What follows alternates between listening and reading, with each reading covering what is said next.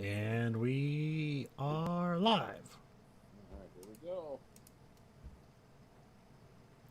From the industrial wastelands of Michigan to the fruited plains of Iowa, this is the American Green Pack.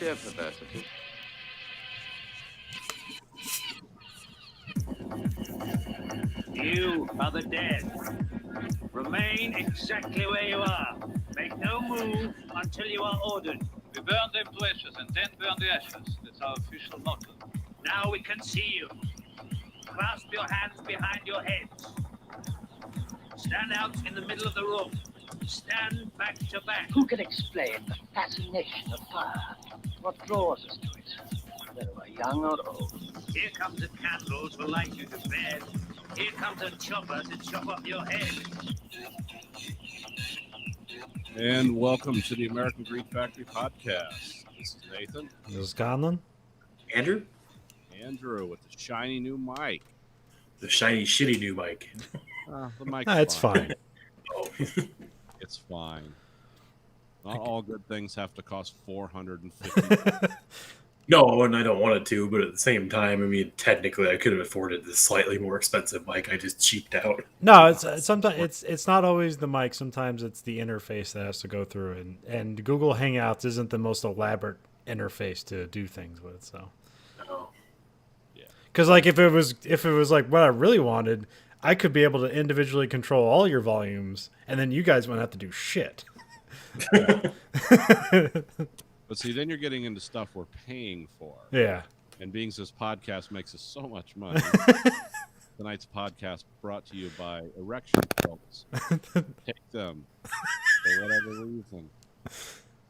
And also brought to you by NordVPN. Getting tired of getting caught for child porn? NordVPN. Use promo code GREED. Yeah, all those great things. Because no one does Fleshlight anymore. Oh, somebody probably does. And there was like I know. I haven't listened to a Kevin Smith podcast in a while. Last time I knew, he was still slinging sex toys, as far as I knew. Yeah. I mean, you just make it personal. Like, hey, I know you're lonely. You're listening to this. Would you like to fuck a tube? It doesn't have to listen to your problems, but it does. You found this. We have a product for you. Use promo code STAY IN. Stay home, stay hard. Fleshlight. Take it to Thanksgiving dinner. Introduce it to your parents. They won't be mad. Bring your Fleshlight. Fleshlight out at family gatherings. Talk about it. So, what was that movie where the guy had the doll? Lars and the Real Doll. Yeah, that was something like that, but just with a tube. It looks like a alien vagina. Or something. Whatever you're into, just do it. It's 2020. It doesn't matter. Neon fleshlight. Mom, I can't get coronavirus from this tube I'm fucking. Is that going to be like the measure of like your social competency is whether you got coronavirus or not? It's like, you're a lonely son of a bitch. You didn't get sick at all. And now I'm ready to tame the strange. Get the Chinese nanobot. You must have no friends.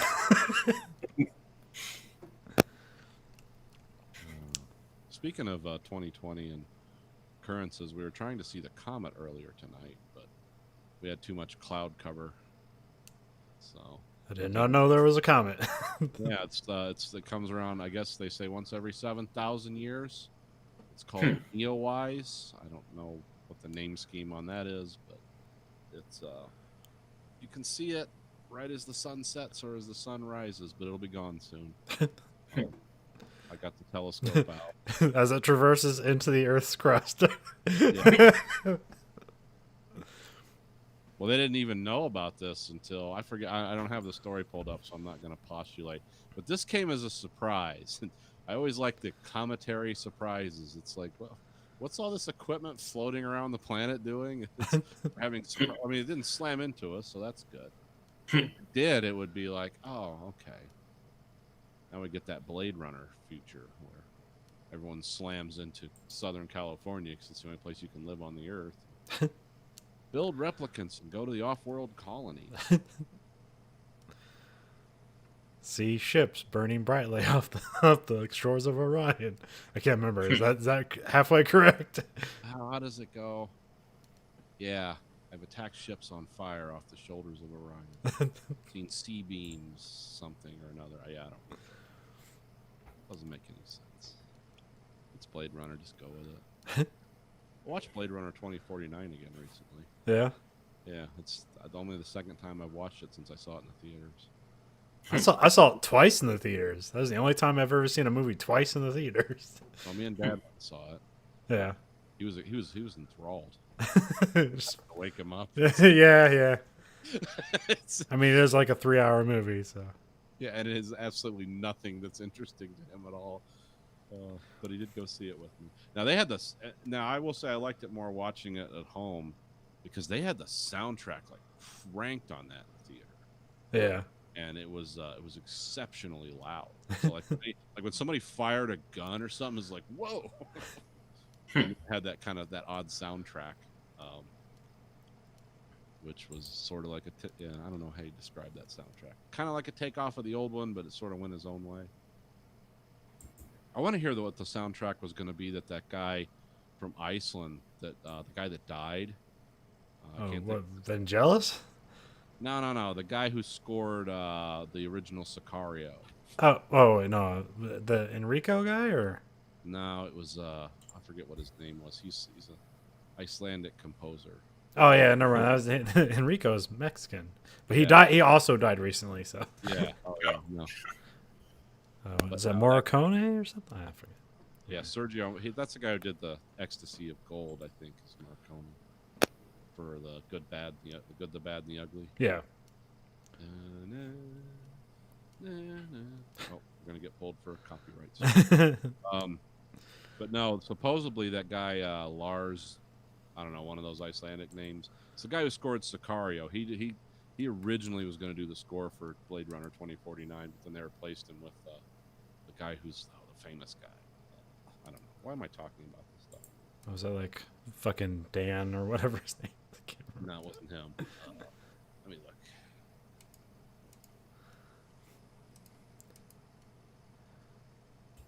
Hold on, everyone. It's about to get interesting. Yeah, there's only like there's like 3 composers in Hollywood, and then Trent Reznor gets some money in every now and then. Yeah. Yeah, he did a really good job on Watchmen. Hans Zimmer. Oh yeah. Did the Blade Runner 2049 score, but it was supposed to be. Let me find the other guy, because he's worked with Denis Villeneuve, or however you say his name, on a lot of his movies. Yeah. Let's see, soundtrack for Johan Johansson. That's the guy from Iceland Okay. who did, and he died in 2018 suddenly at the age of 48. And all they said was he died, and then it turned out later he was doing a bunch of cocaine. Like, yes, that will kill you. But yeah, that was it was better to watch it at home without the soundtrack being at like full IMAX projection when you're 3 seats from the screen. It's like, okay, yeah, this is. So F1 had the Styrian Grand Prix last week. Which is basically the same race they had before. Yep, it Did they was. change the course any? Nope. So I don't think you were here for any F1 talk, Andrew. F1's back, but they're doing some races multiple times in locations to try to get more races done in a season. Yeah, that makes sense. I mean, especially with limited locations this year, I'm assuming since obviously not everybody's going to opt in for that. Yeah. What was funny is that they like at the beginning of it, they immediately canceled like the Chinese Grand Prix and the Vietnam Grand Prix, and now that would have been the most safe option they could have done.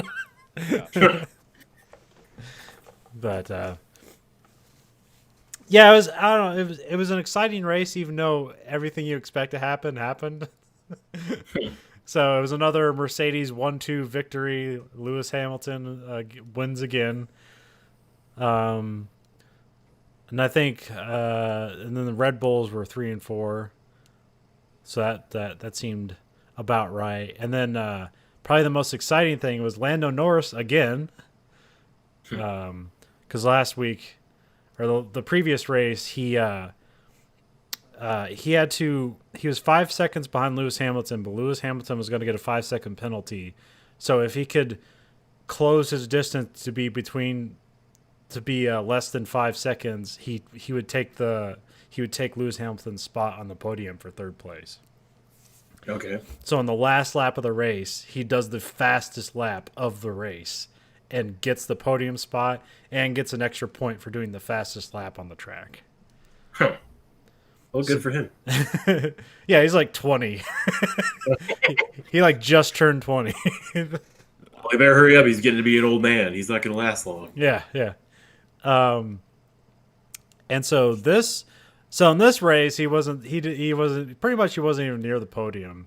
But in the last 2 laps, he goes from 8th place to 5th place on the last lap of the race. And mostly because it was like the 3 guys in front of him. One guy, his car got fucked up, so his wing is slowing him down because it's like broken.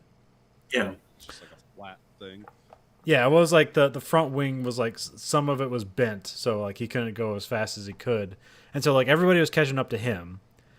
And then that guy's teammate, Lance Stroll, he was fighting with Daniel Ricciardo, and they basically like kind of like Lance Stroll just like dived on the inside, and basically they just knocked each other off the track without touching each other. They just kind of like safely went off the track because like they're gonna fuck each other otherwise. And then Lando Norris just comes out of nowhere and passes them both. It's like, all right, well, you guys are fucking around. And then Lando Norris eventually catches up to Perez. That's the guy with the broken car, and passes him with in the last turn of the race, and then he gets 5th place. So they're starting to call him last lap Lando. Or the other funny meme they're talking about him is like, everybody's cool till they hear Lando's engineer come on the radio. It's like, all right, last lap, scenario 7. Because I'm guessing that's their like give it all you got thing is scenario 7, because that's what his engineer gets on the radio. That's what he says, which I assume means turn the fuel mix to rich, and then turn on the ERS, which is the energy recovery system, because they're hybrid engines. They will only do like full out speed if they both have like saved energy and fuel. Oh, okay. So you have to save energy by braking hard into corners. and then you turn it on, and then you get like an extra boost. It's like a turbocharger that you turn on, kind of. So just turn all the way to 11. Yeah. See what happens. Yeah, and how they calculate the fuel. I can't remember. There was one race where a guy he crossed the finish line, won the race, and then had to pull his car off to the side of the road because he ran out of gas as soon as he crossed the finish line. Because there's no refueling in F1, so you take how much gas you put in the car is how much gas you have for the entire race. Oh, okay. And so you have to choose should we put less fuel in to make it lighter, or put more fuel in and run a richer mix? Because that's why the Lando Norris, that's one of the reasons he was able to do the fastest lap on the last lap, is because his car was low on fuel, so it's lighter. Right. And Weigh anything anymore. So. yeah, and then however he handled his tires, they were fine to do a fast lap. So he came in 5th place, and then it was Perez came in 6th, then Stroll 7th, and then Ricciardo 8th, and other people you don't know with cool names. Yeah, other cool race car driver names. There's a new guy. His name's Nicholas Latifi. Oh, okay. Canadian driver. And then after this, the Renault has filed a formal complaint against Racing Point. Okay.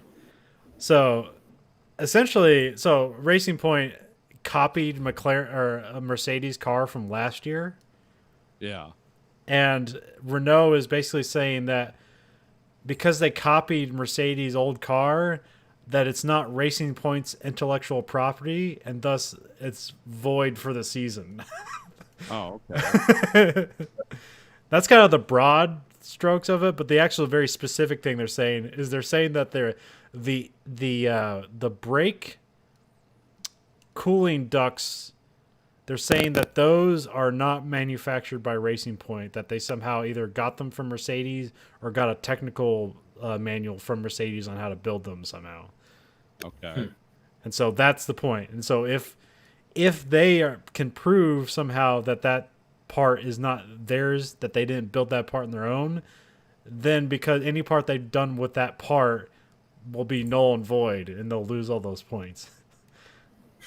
What's the up down success how they think they're gonna rule on this? I have no idea. I assume they're gonna let it go, but like you never know. Yeah.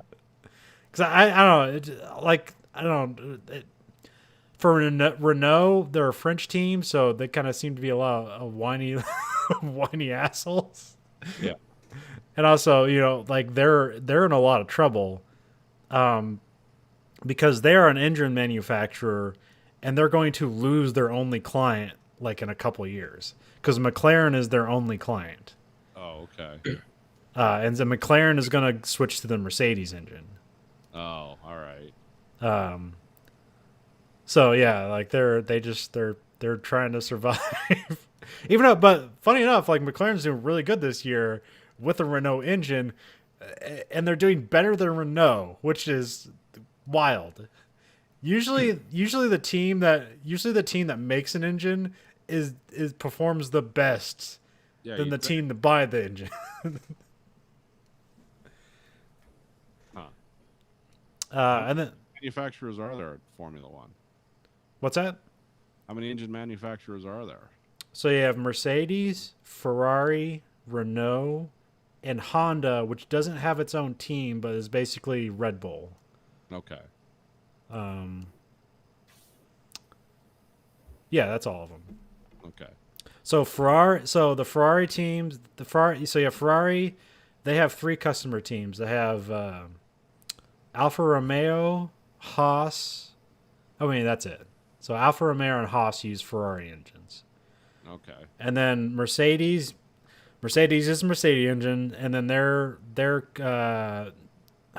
customers are Williams, Racing Point.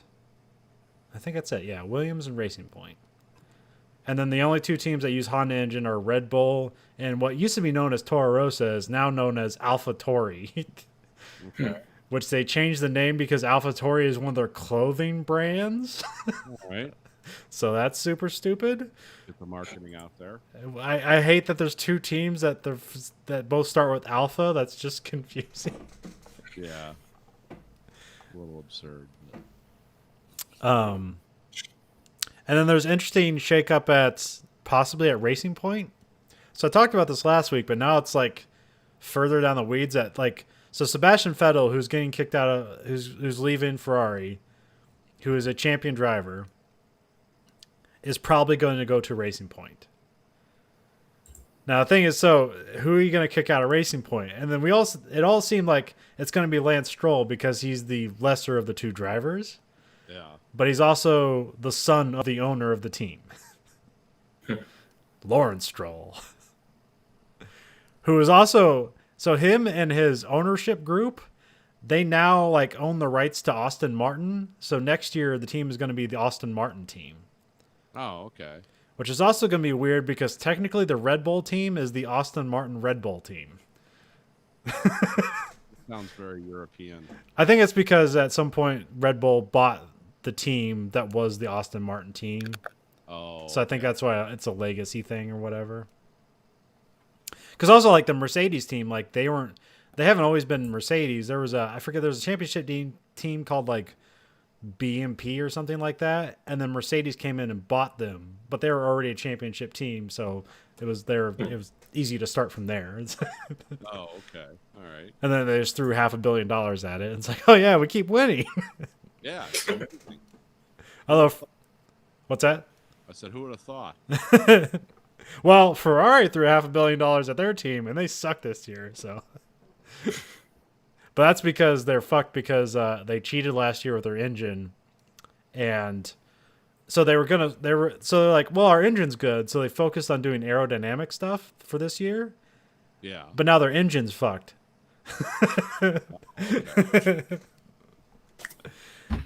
Anyways, so yeah, it's and then they just had qualifying today for the Hungary Grand Prix at the Hungaroring. Hungaroring. Yep. And a lot of probably some surprising results because people were speculating that this was going to be a track for Red Bull because it's not a very fast track. It's just there's only 2 straights and then just like a lot of bends and a lot of churns. So so you're never really getting up to top speed. So like usually the car with the best aerodynamic package works the best, and that's what Red Bull specializes at. Is like their number one thing is aerodynamics. But apparently not. And giving you wings. Don't forget that. Yeah. So yeah, like and then with my fantasy league, I like doubled down on Racing Point, and I got a bunch of points. So I have 3 different fantasy teams. I have one team I don't touch because they're my best team. I have a second team that I don't move too much because they're my second best team, and then my third team that sucks. I do a lot of movement, so I just doubled down on Racing Point and just got a bunch of points. So hopefully that'll work out with me for me. What the fuck was I gonna? Yeah, so Mercedes qualified 1-2, and then Racing Point 3-4. Pretty surprising. Okay. And then the Ferraris were 5 and 6, which that was pretty surprising. I mean, like for Ferrari this year, it's like that's pretty good, but for Ferrari in general, that sucks. Like they should be up there with Mercedes, but Yeah. apparently the only competition Mercedes has is a clone version of itself. But yeah, the race starts tomorrow, or actually it probably starts in like 8 hours, but yeah. Yeah. Because it's in Hungary, so. Tomorrow their time. But yeah, so they're just doing one race there, and I don't know where they're going next. I think they're taking 2 weeks off till the next couple of races. Oh. Okay. I think they're going to go to England and do 2 races there. But and I also got the F1 2020 game, so. Oh, so you're ready for that? Yeah. I've played them before, but I never bought them. They had them on Game Pass, and so I played it there. And then I was like, fuck it, I'll just go all in with F1 this year. So I actually bought this game, and it's pretty neat because you get to build your own team from the start. And it used to be a thing where you kind of create your own character, and then you like pick a team you want to get on, which kind of sucked because that means you're kicking out one of the drivers. Yeah. So here, because you create a team, you then get to race against the entire field because you're creating a team of your own. So that's kind of fun. Yeah. And I thought I'd turn on some of I thought I'd turn off a lot of the assists and stuff like that, but I'm still winning too easily. So but now I don't want to turn off all the assists because I'm having too much fun winning every race. I still feel good about it. Yeah. But it's the same game as the last one I played, but it's still good. But I got to see the Vietnam Grand Prix because that's pretty much the only place you're gonna see it because that was a new race this year and they didn't get to do it. It seemed like kind of a cool race. I don't know. It seemed kind of like Monaco, except if it was wider and you could actually pass people. Yeah. Because Monaco still blows. I just simulated that race. I didn't even want to bother racing it. But anyways, so that's F1 talk. F1 talk. All right, let's see. I found a little nugget on here I just want to share with everyone. Branson, Missouri. Heard of that town, right? Yeah. Yeah. Okay. The city of Branson had an open public hearing. They're thinking about doing a mask ordinance there, and the meeting started and went on for 8.5 hours. There's some highlights because the public could speak, of course, always a good idea. Let's see, one woman wore a wedding veil, like a face shield, and said, warning that we're moving towards a socialist society, and this wedding dress was gonna, she wanted to wear that as a symbol of staving off socialism. Some people had signs that said no to mask asphyxiation orders. And then the last guy made like a compelling argument. He had a hat or a T-shirt that said "Tyranny Response Team," and he explained to the mayor of Branson and the city council that coronavirus was artificially created in North Carolina to make money for for a company that's working with the Centers for Disease Control, and a bunch of other people likened mask mandates to the Holocaust. And so the one of the aldermen said about 8.5 hours into the meeting, they just said, "Okay, we're going to table this because I'm tired and you people are crazy." But I thought that was a good sign for, it's a good sign that our country is moving in the right direction, and that's what we're doing. It's gonna be fun Monday. What happens Monday? That's when Walmart's mask effect goes into order. Yeah. So I wonder how many. Die. Yeah. Who's gonna bleed out in the parking lot over Liberty? They had people killed here. It's like a state law here now, or whatever. Yeah. Oh yeah, he had a guy killed there last week because somebody asked him at a convenience store to wear a mask, so he stabbed the 77-year-old that was found on the street by a cop, and he charged the cop with a knife, and then he got shot to death for it. So there's wonderful people. Because I like they keep putting this out over the speaker that this is happening, and you can tell it's like some corporate writing job because they don't refer to them as masks; they refer to them as face coverings. Okay. So they're moving around the language a little bit. Yeah, it's like, oh, they won't get so mad if it's not a mask; it's just a face covering. Well, then our governor's threatening to close telling the auto plants they have to shut down if coronavirus does start spreading again in Michigan like it was. And it's like, oh, okay, yeah, great. Let's do that. Let's just shut everything down. Let's just close all the stores and everything. Let's see what happens. Because we've had very few reportable outbreaks in the auto plants here. They've had some in Ohio and Indiana, but not here yet. It's like, yeah, what's that going to do? But okay, go ahead.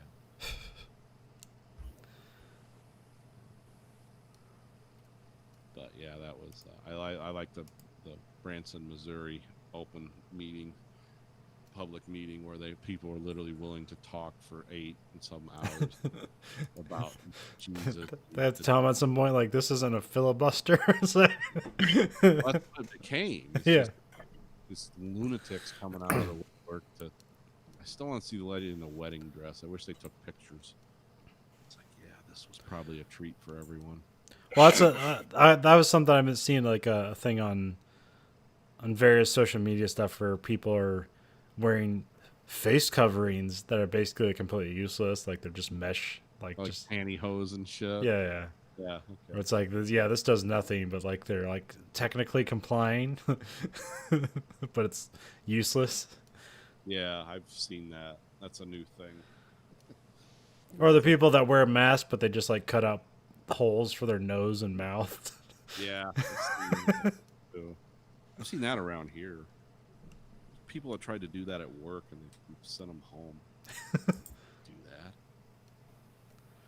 Because now they're giving people 3 days off if they catch them. If they consistently have to warn them not to do it. But the important question is paid or not paid. Oh, it's punishment. It's okay. Refusing to comply with. Yeah, because we finally instituted something this week to actually punish people for not wearing it right, but nobody's still following it. So Well, no, and that's the thing. It's like, and I told my son this too. I was like, don't become, because they have hired security around here to enforce it. But there's like, yeah, you don't be the masked police. And I said, and be ready because they send people away and they have shouting matches in front of the grocery store. I said, if you hear a car engine revving up, you hit the floor. That means someone's going to spray the front of the store with bullets. You don't want that glass hitting you and shit. I said, do not get involved in this. And anyway, just do your job, do what you have to do, and if if it gets crazy or whatever, just hit the floor because that's what it's going to be. And it is what it is. no, and it's fucking stupid because you shouldn't have to worry about people wearing their mask correctly because they should be doing it anyway, but also the retaliation from reminding them they should be wearing their mask. Sir, can you be a responsible adult? No! I'd rather die and go to jail than wear a mask. Fuck. Yeah. But that's what's going to happen. So look, if you It's hear okay, sir. You're gonna die cool. you hear car engines revving up, you get down on the floor. And said if anyone laughs at you, it's like you won't be laughing once the glass facade on the front of this place shatters. I'll be walking out of here. I mean, we can't even get people to. This Thursday it rained here, and really hard in the morning, and then it kind of let up. And I was driving to work, and people kept slamming their brakes on, like just on the freeway, just for no reason. I don't know why. I mean, I didn't see it happen, but I could tell everyone else was slamming their brakes on. So it's like I was almost late to work, and I left on time because people kept slamming their brakes in the rain on the freeway. And it was, like I said, it was raining really hard initially, but then it kind of let up to almost nothing. It's like, why are we locking up our brakes on the freeway over and over and over again? Guess they can't see. I guess I don't know. They didn't get fresh windshield wipers, so it's all just a haze. Guess I don't know. It's like when I drive at night after it rains. It's just like the world becomes a star field, and it becomes very dangerous for me to drive. Do you guys get that, or is that just me? No, no, because Night blindness for everybody happens at some point. I mean, it comes with age, but yeah, it hasn't necessarily. It's gotten a little bit harder for me to see at night, but not that bad. Well, no, it's not that I can't see. It's that if it rains, okay.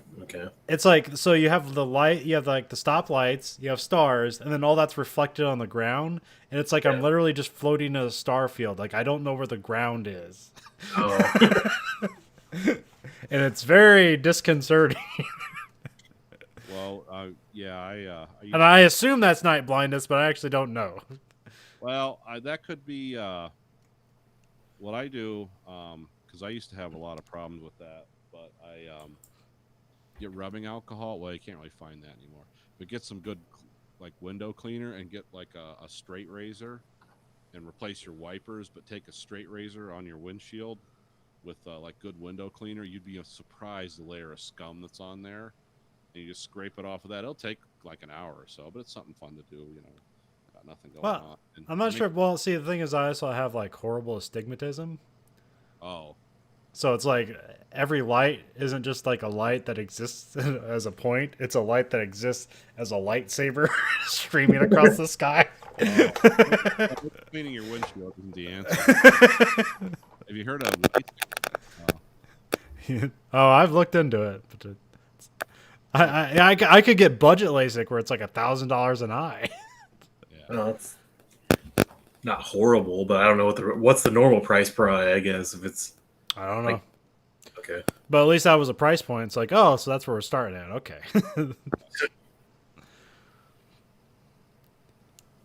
Or I could just shine a laser pointer in your eye and hope it helps. Like, that's the true budget LASIK. I think it'd be LASIK if it actually lasted your entire life instead of just literally like, oh, it'll last like 5 or 6 years, then you have to go get it again. I remember Dan Reichert from Giant Bomb, well, formerly of Giant Bomb. He got LASIK, but he kept wearing eyeglasses, and he fucked up his eyes. And then he just had to wear eyeglasses again. Huh. That was extremely stupid. Yeah, that sounds dumb. I don't know why you would do that if you just force a habit and maybe mentally he thought his eyes were still fucked up or something. I got LASIK, so I didn't have to wear glasses. But then I wore glasses anyways, and it fucked up my eyes. I mean, because I have a slight astigmatism too, but like I don't think it's gotten too bad. I mean, it does. There is a little bit of jet out from like when it is dark and lights flare up and stuff, but not lightsaber wise. So, I mean, this is like I'm totally fine. This only happens if it rains and at night, okay. and then like if there's lots of lights around. Like it's like I said, it's like driving through a star field. Yeah. A lot of guessing going on. It's not what you want to hear for somebody who's like, oh, there's a lot of guessing when I drive home tonight. Well, What it's do you like mean by- well, it's like if like you stop at a stoplight and it's like, oh, I'm like 15 feet behind the line where you're supposed to stop at. Oh. Because I was being safe. It's like, well, it's a stoplight. I'll stop here. It's like, oh shit, I should. There's the white line I was looking for. Oh. Yeah, nothing's worth when I drove back from a concert in that minivan we had. That with the broken sway bar, like that was a white knuckle ride home.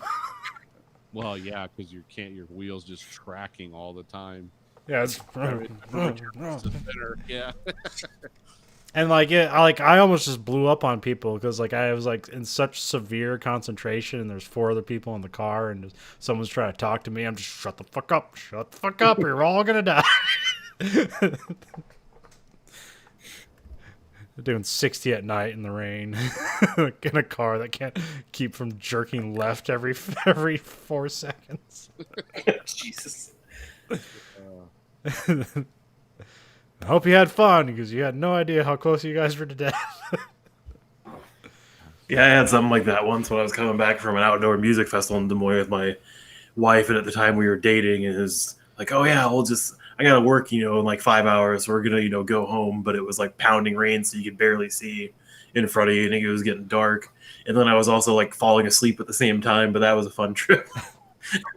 Just like can't see before the rain in front of you. You're going like 80 miles an hour. You're also falling asleep because even though they're 80 miles an hour, you can't see in front of you. The adrenaline isn't keeping you awake. I don't know. I think Sleep adrenaline.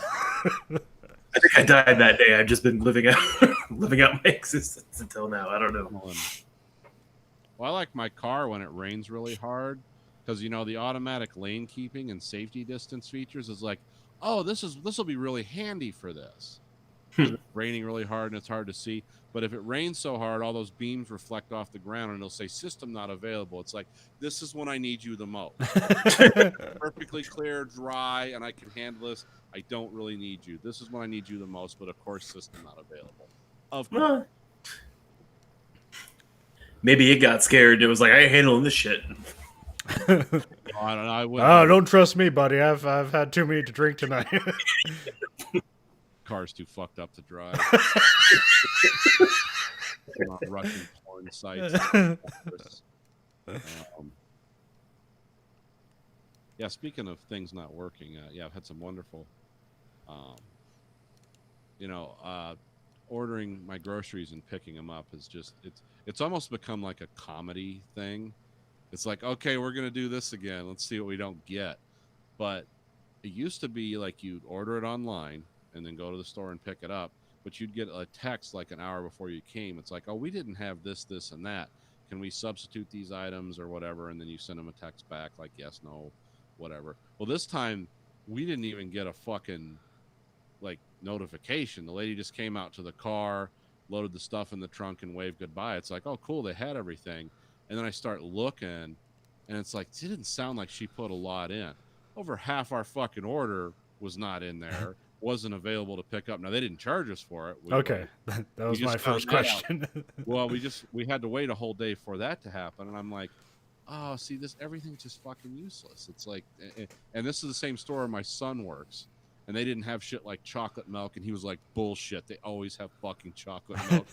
Yeah, that's kind of what I was thinking. But see, the point of this was I don't have to go into the store. But now it's like I'm going to have to go into the store and buy all the stuff that they didn't put in the order for, I don't know. it's kind of, it's one of those deals where it's like, yeah, this is stupid. And then we're trying to get my dog into the groomer, and it's like, oh, the next appointment's like the middle of, almost the 1st of September. It's like, what? Like, yeah, that's all the appointments we have. It's coronavirus. I was like, Stacy, we need to quit our jobs and become dog groomers. Booked all the way up to fucking September. It's a constant. It's like $80 every time you get your dog's haircut. It's not cheap. It's Runaway dog groomers. oh, these people they must be rolling in cash in there. They just must fire it out of a cannon and they roll around.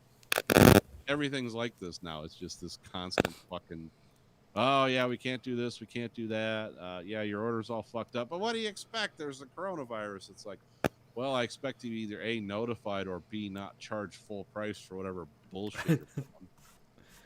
I'm going to start going into fucking Walmart, like you were saying, and just tell people, hey, I work on a farm.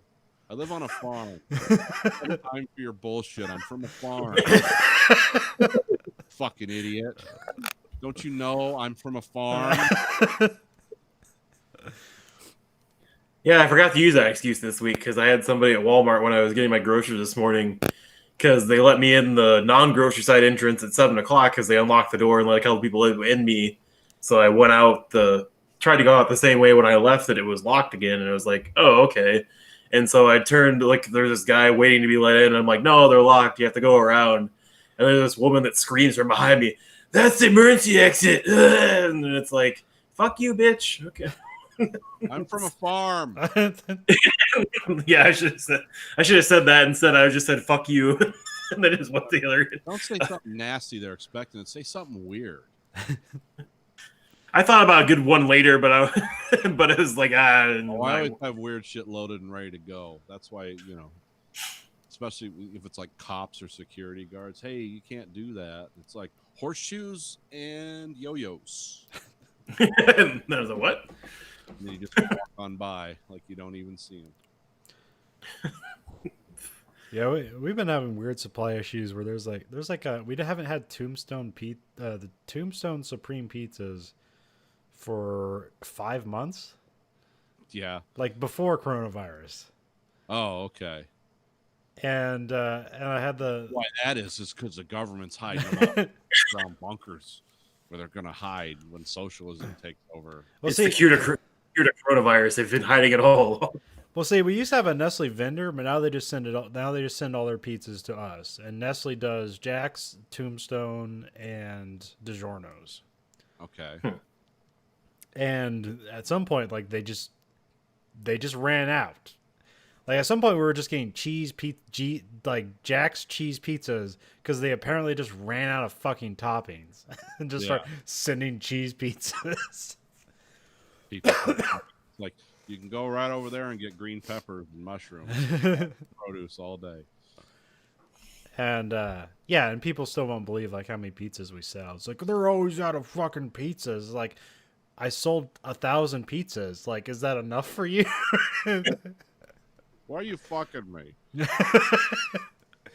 Anyway, so I had the department manager look it up. I was like, and it still said we had like 25 on hand, and the warehouse was out, and we couldn't order any. And he's like zeroed it out like fucking 20 times over the past 5 months, and it still hasn't zeroed out. It still says, hey, it's on hand, ready to sell to customers. Been hanging up 25 pizzas for 5 months. And then another vendor thing we have is like, so like we get Glacier Ice, and that's like a vendor thing. Like they bring the ice, we essentially just rent the space to them, and then they get the money from the ice, and they're just not bringing us any fucking ice. Yeah. We're supposed to get 8 pallets of ice on Friday. None. And now we don't have any ice. And I work it for them. Like, I fucking just leave me the ice, and I'll make customers happy and make sure they have ice. And apparently they hate money, so. Yeah, that's the thing is. Well, see, around here, everyone wants money. They want your credit card number over the phone. They want everything right away. However, their end of it is like, well, we actually didn't have any of that shit, and of course we didn't notify you. It's gonna take 2 days to reverse the charges, and it's like, yeah, okay. And this is like the 58,000th time it's happened. So, because around here you can't get jug water for your water machine. That's just gone. You can't get that anywhere. You can't get macaroni and cheese to save your life. You want to get the Stouffer's that you cook in the oven. They got mountains of that. Used to peanut butter would come and go, but now that's pretty stable. And toilet paper, you still got to be like go in the morning if you want to get it, because by 10 o'clock it's gone. And yeah, there's this weird. Oh yeah, I was gonna give an update. You know that Scott's toilet paper I said I bought or we just had from like 6 months ago before coronavirus. Yeah. Yeah, I still got 2 rolls left. Really? Doing good. You know what's going on around here? Any public bathroom you went into, if you could go inside anywhere, like all the toilet paper machines had just been ripped apart. Yeah. People just go in there and steal all the toilet paper out of them. And so they had signs up on the door like, we don't have toilet paper. Sorry. You go to Walmart or something. It's like, yeah, the guy's in there. Like you hear a guy in there running a drill. Toilet paper machines on the wall. It's like, oh God. And then because they use the paper towels here to dry your hands, and like somebody ripped the top off of those and stole all the paper towels. It's like, who's doing this? Who's got time to do this? And they just opened up the bottle returns this week. That's what Grayson does for 8 hours a day now. He runs the bottle room. Yeah. And you can only let 2 people in at a time. And and he's the guy doing that, and everyone's just happy as hell. And then you can only bring $20 worth of bottles, which is like 200 bottles here. And if you have anything that's not a whole dollar, they'll give you store credit or something, because we have no change. There's just no coins anywhere for anything. Oh, because they at the self checkouts they just changed them all. Like it seems recently, no cash. It's all card for all the self checkouts. That's what they've been doing here too. And I don't know if that's a coronavirus thing or like a money shortage thing. I don't know where all the coins are, but yeah, I know where they are. I got big jars full of them. I've heard from other podcasts they're talking about coin shortages, but I wasn't sure if it was like just quarters or like all coins, and why would it be short? Well, I got 2 of the weird coins that came out this year with the bats on them. Have you seen those? No. Oh, you didn't know about these? Yeah, these are weird. It's like American Samoa. We have the 50 state quarters. Well, we did all 50 states. Now we're doing the other territories we conquered or whatever. And it's like American Samoa, and it has a picture of those giant fruit bats. It's like a big fruit bat and its little baby nestling inside it. It's like, and it says 2020 on it. It's like, oh, this is weird. This is weird. But I got like 2 mint ones. It's like, oh wow. Because like, we're gonna pull those because the coronavirus is supposedly connected to bats or whatever. But then they're like, well, we don't. If we pull those, we don't have any quarters at all. So now they're in circulation. Huh. That's weird. I think it's just weird. I just think all the money shortage isn't exactly because we're actually short on money. It's probably just because they're trying to everybody's worried about just like, hey, money's dirty and has all the shit all over it. So probably has coronavirus too. So we're just going to limit money supply, or we're going to not just accept money as payment. I mean, they'll still accept it at the regular registers. It was just a self-checkout. So I didn't know if it was like some safety thing or just like, fuck it, whatever. It's mark of the beast, man. They're trying to make us into a cashless society where you got to have 666 on your forehead if you want to pay for anything. Yeah, because money, man, it says in God we trust, but that doesn't say that on a credit card. That's right. It says in debt we trust. The credit card. Speaking of weird stuff, I've been playing Deadly Premonition 2, A Blessing in Disguise. Okay. This is the sequel to Deadly Premonition. One of the most, I'd say the most...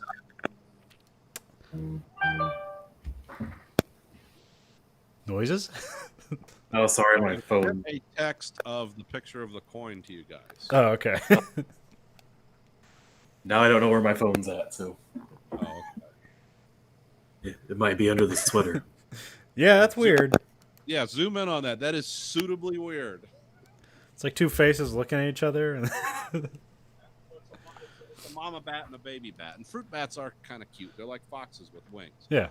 Well, when millions of people are dying, and we got something weird going on. It's like, and bats might be a part of it. It's probably bad time. But anyway, Premonition 2, Deadly Premonition. Deadly Premonition. Yeah, it's the most like I'd say earnest like remake homage to Twin Peaks. Okay. That's what it's going for, but from an eccentric Japanese man. Good. So this is like sort of a prequel. So it starts off, it's like in the future, you see Francis Zach Morgan. He is the detective from the first game, but he's actually Francis York Morgan in the first game. He has a split personality. He talks to himself. Okay. So essentially, so when he's Francis York Morgan, he has black hair, and he says like, "Isn't that right, Zach?" And he's basically talking to himself, but really he's like talking to you, the player, like you're Zach. Okay. So it's interesting. But also, he's just visibly weird in front of people because he'll just like be talking to somebody, and they'll just like, "Isn't that right, Zach?" And they're like, "What the fuck's going on with him?"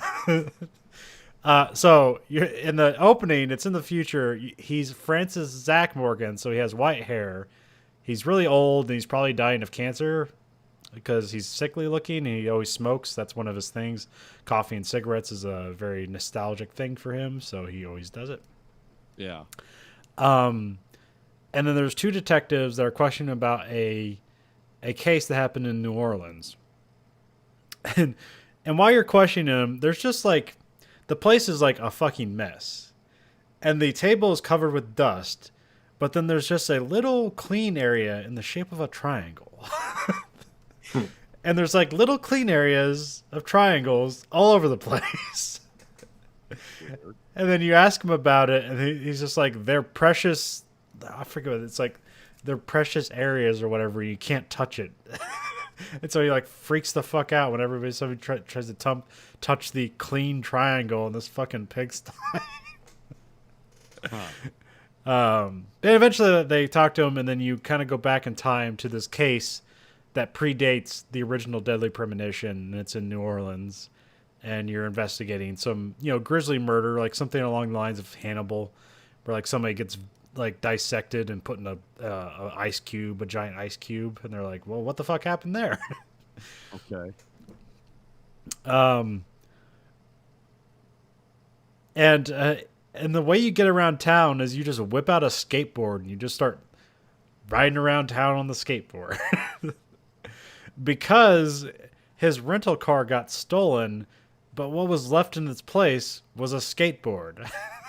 And he just went with it, and now he rides around on a skateboard. Tony Hawk, paranormal investigator. And so a lot of time in the original Deadly Premonition, when you're just driving around town, he'll often talk to himself, or he'll talk to Zach, his alter ego kind of. And he'll like talk about like DVD commentaries or like weird films. And so he gets in this, he's talking about Full disclosure. He's talking to somebody about like underrated movies, and he gets on Malcolm McDowell, and is like he's like talking about his underrated movies and his best performances, and he cites that Malcolm McDowell's best performances is Cat People and Blue Thunder.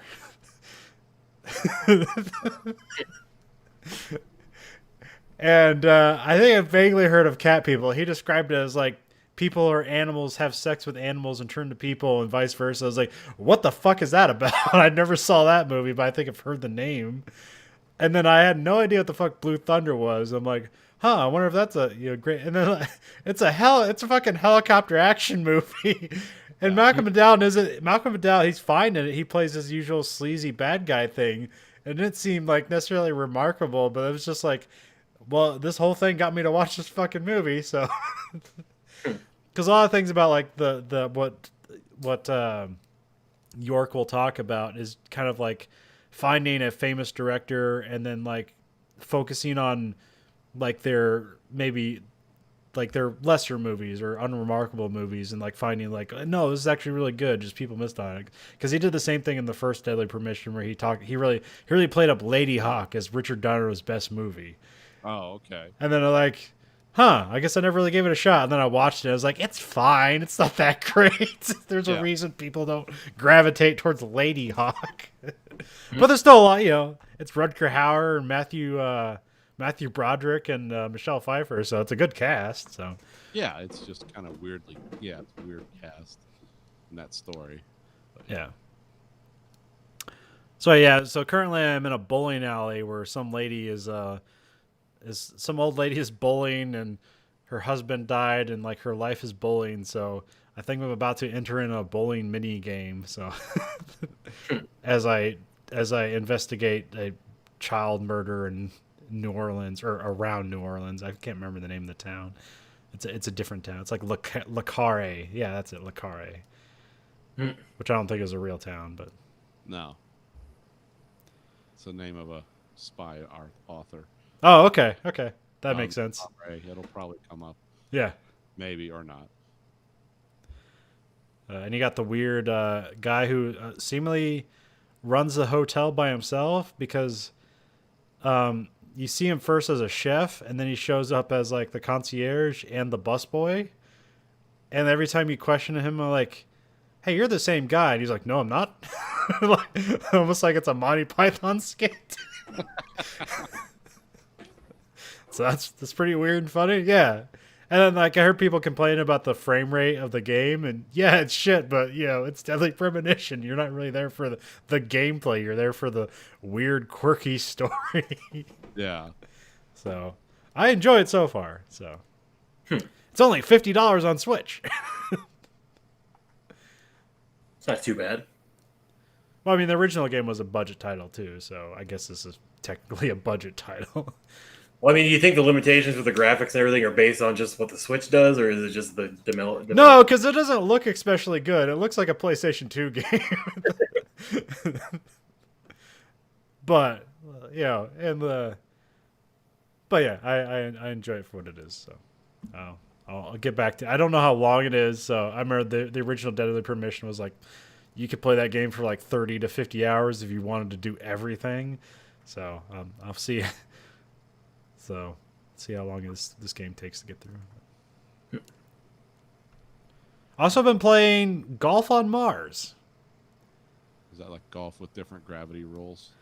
Kind of. It's a phone game. Oh, okay. It's a sequel to Desert Golf. Which is essentially a game. It looks like an Atari game. So Desert Golf looks like an Atari game. It's incredibly simple. You just put the ball in the hole, and you go to the next screen, and there's another ball in a hole. And then like the thing that changes, if you don't notice it, like you get to like hole 3000, and you realize that the color of the ground has changed from a desert brown to green, and that's like the whole trick of the game, is that every screen the color hue changes very slightly, and you don't really notice it till you get to like the 9000th hole that the color has actually changed on the game. That was its big trick. Because I remember people were talking about Desert Golf as if there was a secret behind it. I was like, and I just played it for like 300 holes, and I'm like, what the fuck's the secret? And then eventually I listened to a podcast, and that was the secret, is that it turned green. Oh.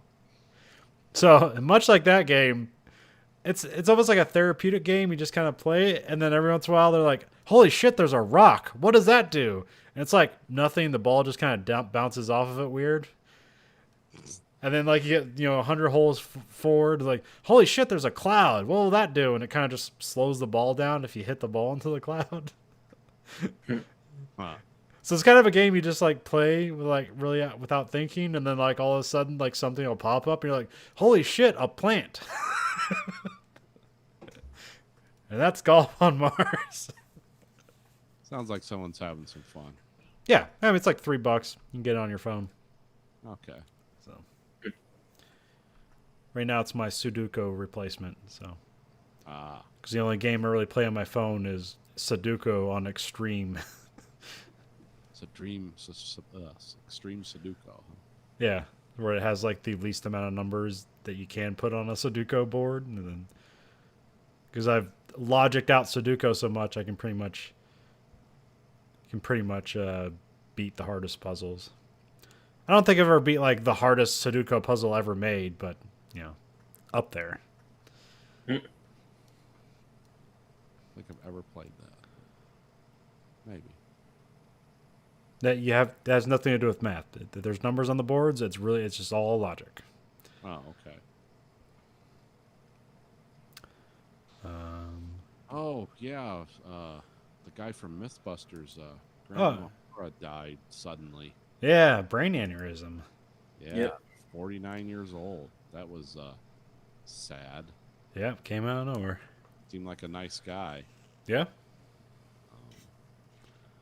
He's an electrical engineer from is it MIT or some crazy shit like that? I think. Or he ended up at MIT at some point. Or no, USC. Okay, never mind. That makes sense because he was in all the films and everything. Yeah, still he's an electrical engineer, working on a TV show, having a good time. Yeah, I just saw like Adam Savage pop up on Twitter, and I was like, Jesus Christ. Kind of a gut punch. He's like one of those guys. It's like, oh, he's a nice guy. Nothing bad should ever happen to him. Yeah, he should always be fun. He was like the most laid back guy on the build team on MythBusters. Yeah.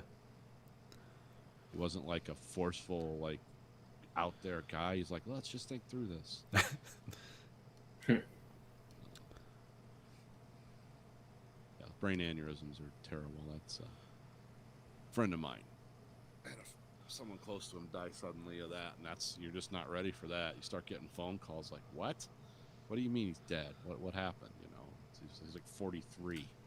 It's like, I say it's just a weakness in a blood vessel in your brain. It just kills you. No warning. Oh. Yeah, they're not exactly preventable, so No, I mean, even if they like knew it, what could they do? Brain surgery? That's a risk. But yeah, that was sad. I mean, there's other people have died, but that was one that came up on my feed. So yeah. like, I know who that guy is from the show. But anyway, more noise. Well, I told my wife about that, and she's like, "Who's that?" And it's like, "Oh, okay." Yeah, I think they only did that one season of White Rabbit on Netflix. I think there's only one season of it, so I don't know where he went after that. Yeah, I'm not sure. Never, I said I'd keep up with him, but Yeah, I don't really know what happened to the whole MythBusters crew, other than Adam Savage just kind of doing his internet thing untested, and I don't know what the fuck Jamie does. I think he just has like some weird like diving service and some other business things that he's invested in. yeah. Well, so we watched a movie this week. Yep. We watched the Old Guard, Netflix original film. Kind of a, what'd you say, supernatural characters, superhero type characters? Yeah, they're immortals and that they can't die. Well, I don't know. Anytime they present like they can't die, I don't think they ever go far enough, because it's like, well, what if we cut off their head? Do they die then, or does their body grow back from the head, or does it go from the neck? Is there two of you? Yeah, what's going to happen is like there's one guy going to grow a new head, and then one head's going to grow a new body. Yeah, they didn't go too deep into stuff. I mean, that shit doesn't matter, but it's one of those things like when you're done with the movie, it's like, what would happen in this scenario? Yeah, well, we know what happens if you drown them. Horrifying things. Yeah, they just drown forever. But this was, I was surprised at some of the actors in this, because you had Charlize Theron, Chiwetel Ejiofor, Yeah. who seemed to be in it for 10 minutes, but every time he was in it, it was kind of important. Yeah. As a CIA agent, and I like how they explained his accent right away. Because the one lady was like, "Don't you have to be an American to be a CIA agent?" "Oh, I moved to England when I was 3." And it's like, "Oh, okay." He doesn't have to do an American accent for this movie for reasons. I don't know, because I know he can do one because he did one in, what was it, 12 Years a Slave? I never saw that one. Yeah, it's a great movie. It's really sad, but it's a good movie. But anyway, this is a story about immortals and the CIA and special operations and greedy Greedy Medical- big pharma. biomedical companies with like Doctor Who villains running them. Yeah, I mean, it's mostly an action movie, but yeah, it was a little more engaging than I thought, because at first I started watching it and I was like, huh, what's this? How's this going to be? And it's like, oh, I can see why Netflix got this. And then it kind of, after the first 15 minutes, it sort of ramped up, because once they picked up Niall Freeman as the latest immortal, it's like, oh, okay, so this is the person that we follow and introduces everything to us. So it kind of, well, that was a cool scene where like the whole gang just gets shot and killed, and they slowly come back to life and kill everyone who apparently isn't paying attention to the people who are possibly immortal. yeah, I wondered how they briefed like these special ops. just go into a room and just fire in a line at them, and then we want to see what's going to happen. Like, and then have a big huddle afterwards, like, hey guys, it all worked out. Oh, they're coming back to life. Should we shoot them again? No, let's die. The scene was kind of silly, but yeah. Well, and the fact that they're like all gasping, like when they like wake back up, it's like no one hears that. Like, Oh shit! Shoot again! Actually, the security guys are probably the weirdest part of the movie. So there's a scene in the van, which I'd say was a weird scene, and not because two men declare their love for each other and have a kiss. That's perfectly fine. It's endearing. It's the special forces guys. It's the mercenaries' reaction to it that's fucking absurd. Oh, like the highly homophobic, mercs. Yeah, it's like, yeah, you're immortal. I get that. What? You're gay? Get me out of here! They're gay. And I was like, are the bigoted mercenaries cheaper to hire than the normal mercenaries? Yeah. no, I joke with my wife at that scene. I was like, does anybody else have a boner right now? Because I do. I don't. But yeah, then they're all unconscious or dead or whatever when they get there, and it's like, okay, I don't know what the fuck going on here. So. But then mysteriously, they don't do any, like, they kicked all those guys in the van's ass, but then they don't like put up a fight the rest of the time. It doesn't make any fucking sense to me, but okay. Yeah, there's some inconsistencies in the movie, and like the overall villain is pretty comical. But I enjoyed it overall, and they hint at a sequel, which seems far better than. It's more interesting than what this was. I think this was a good movie. I think this was like a solid B action movie, maybe a solid C+ regular movie. Yeah. Yeah, it wasn't torture to watch, but it was just kind of it was strange and uneven, but it was also Charlize Theron did a good job carrying the movie. I guess really hurt herself badly making this movie. Yeah, that seems very possible. Because she's been doing like a ton of action movies, a string of action movies that are incredibly hard on her. She broke the tendon that moves your thumb because during a fight scene it got hooked in somebody's jacket. Pulled it out like snap, just pulled the tendon out, so she had to get surgery, which is why she was kind of packing her arm half the movie. Because is that why she has those weird tape things on her arms? Yeah. Okay. They were accommodating for that. Considering what happened when she was a kid, it's like, I just think she's cursed because she's hurt herself. She's done like serious back injury 3 or 4 times on movie sets. Because her mom shot her dad to death, right? Oh no, I don't remember that. Yeah, because when she was a kid, because she's from South Africa, and I guess her dad got drunk and got a gun, said she was going to kill them both, and so her mom went and got a gun and shot him to death, and it was like, whoa, weird. That's a weird. Like she was like 8 years old. It's like, okay, this is why she's an intense person, I guess. Those early childhood. Andrew, did anything happen to her on that that rom com she did where she's like the presidential candidate? I don't think so. I never heard anything about her getting injured on that, but I don't know why she would have. There's like maybe one scene where they're like running around like in danger. Yeah, she seems to. She's had a lot of like serious injuries because I read about all this stuff on like IMDb or whatever, and then I was like, oh wow, she's had a lot of problems. And then like in Fury Road, you know, she had to be exposed to Tom Hardy. That's like causes psychological damage, I guess. I don't know. They say he's like insanely intense. Yeah. I mean, I didn't enjoy the movie at all, so I mean, Oh, you didn't enjoy the action?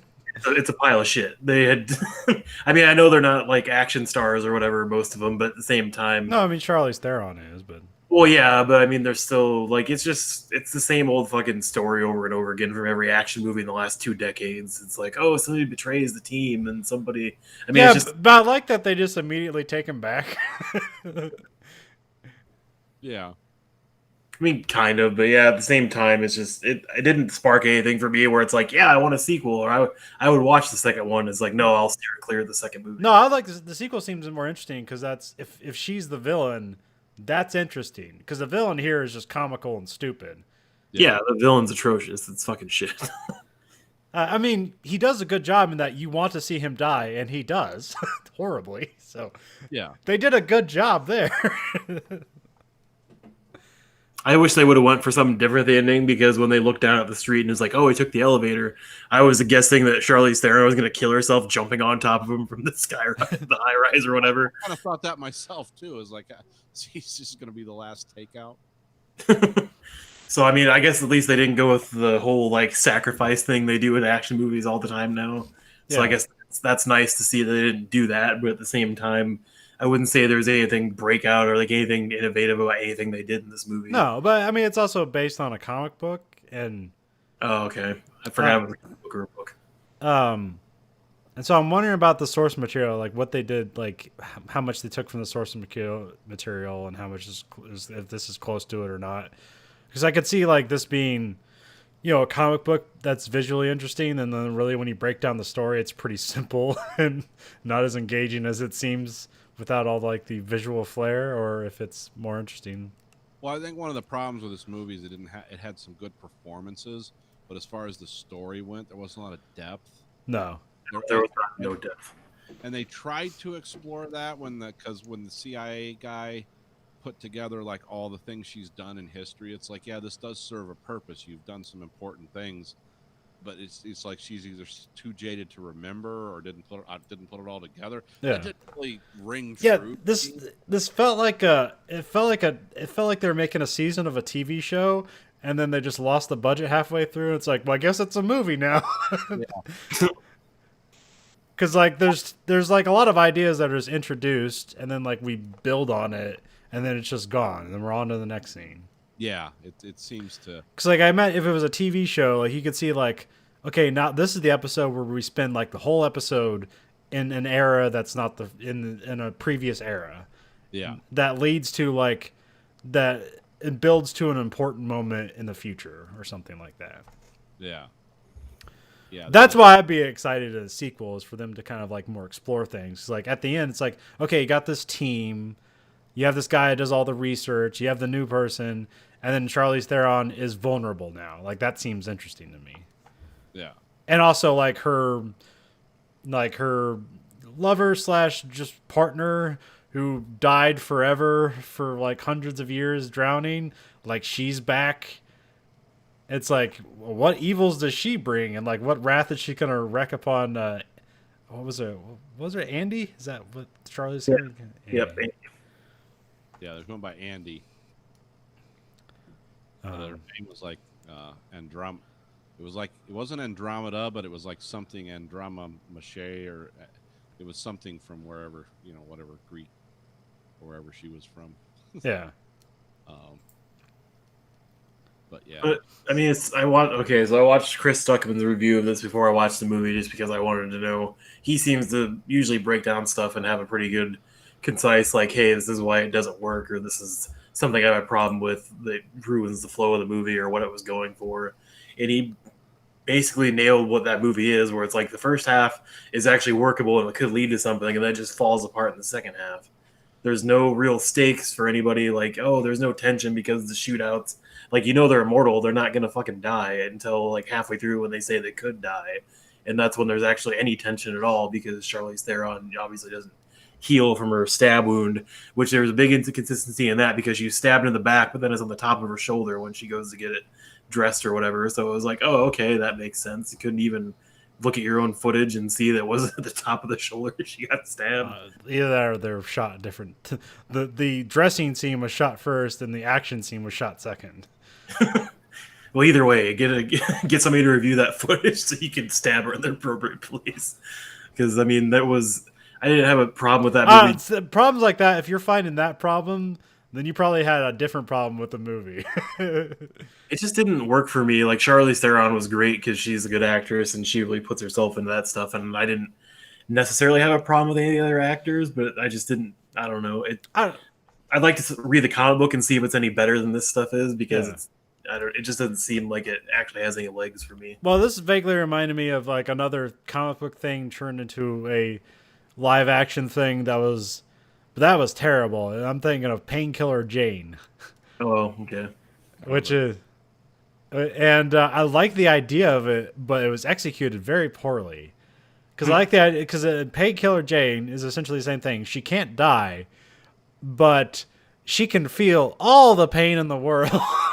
So it's like she has to like run down a hallway and basically get a hail of bullets to try to like get something to bring it back to, cure whatever. And it was like a really cool scene. It's like, oh fuck, she feels every one of those bullets. Like those all hurt. And now she's going to forever be in pain because she can't die. Which is a cool concept that they never really like explore very well. It's just kind of like, well, on to the next episode where she has to find another way to jump off a building and not die and be in incredible pain to save the world. Well, okay, so the new Nile, her character, fine. I mean, yeah, you're telling the same story as usual. Like, hey, the newbie that shows everybody the ropes and tells everybody the story. Well, also, it's like what do you call it? A cipher for the audience. Like, this is how you teach the audience the world, is by giving a new person. And so literally somebody has to like explain what's going on and thus explains it to the audience. Yeah, and that's fine. I mean, you need a storytelling device, so I mean, it's one of the oldest ones you can use, so it makes sense. But at the same time, the amount of time she like hurts herself, and it's like, why do you not figure out by now you can regenerate? Like, you're shot in the head and you regenerated. You broke your arm and like broke your ankle, you regenerated. And then she sticks her hand in a fire, and it's like, oh my god, it did it. And it's like, and then she shoots herself in the foot, and that's supposed to be like. And where she shoots herself in the foot, she shot her fucking toe off. That's not something you just heal. That's like you have to get that fucking replaced or put back on. It's not like, because I was talking to my wife, I'm like, why didn't she shoot herself in the meat of the foot? That would heal. You're not going to magically re-heal from your toes being shot off into oblivion. That's something I think it will be a little bit different for them. Well, it's also like we don't know how the immortality works, like whether it's just growing skin back or if it's because you saw that one part, the guy takes that grenade to the stomach and like he basically he loses like skin and plenty of stuff, and it just kind of seems to grow back. But my question is, like, nobody ever seemed to touch on like, what if somebody like put a bomb next to them and blew it up and they're blown into like atomized into dust in little pieces? Are they going to come back from that? Because that seems like something they might not. That's like a question I have that they never answer. Now, I did a fiction myself, and the way I handle it is basically like the immortal person has kind of like what you'd vaguely consider a soul, and like whenever their body is vaporized, they're just kind of like a green mist that reassembles everything. And that's probably not satisfying, but I bothered to explain. And at least they kind of answered my other question from the beginning of the movie, because I thought it was more of a genetic thing and they were just born with it and that's why they wouldn't die. Because I was like, how come every goddamn immortal movie everybody's like 30 or 40 years old, and they're not like they're not like a 12-year-old like going around shooting people and talking about how they've been living for 800 years.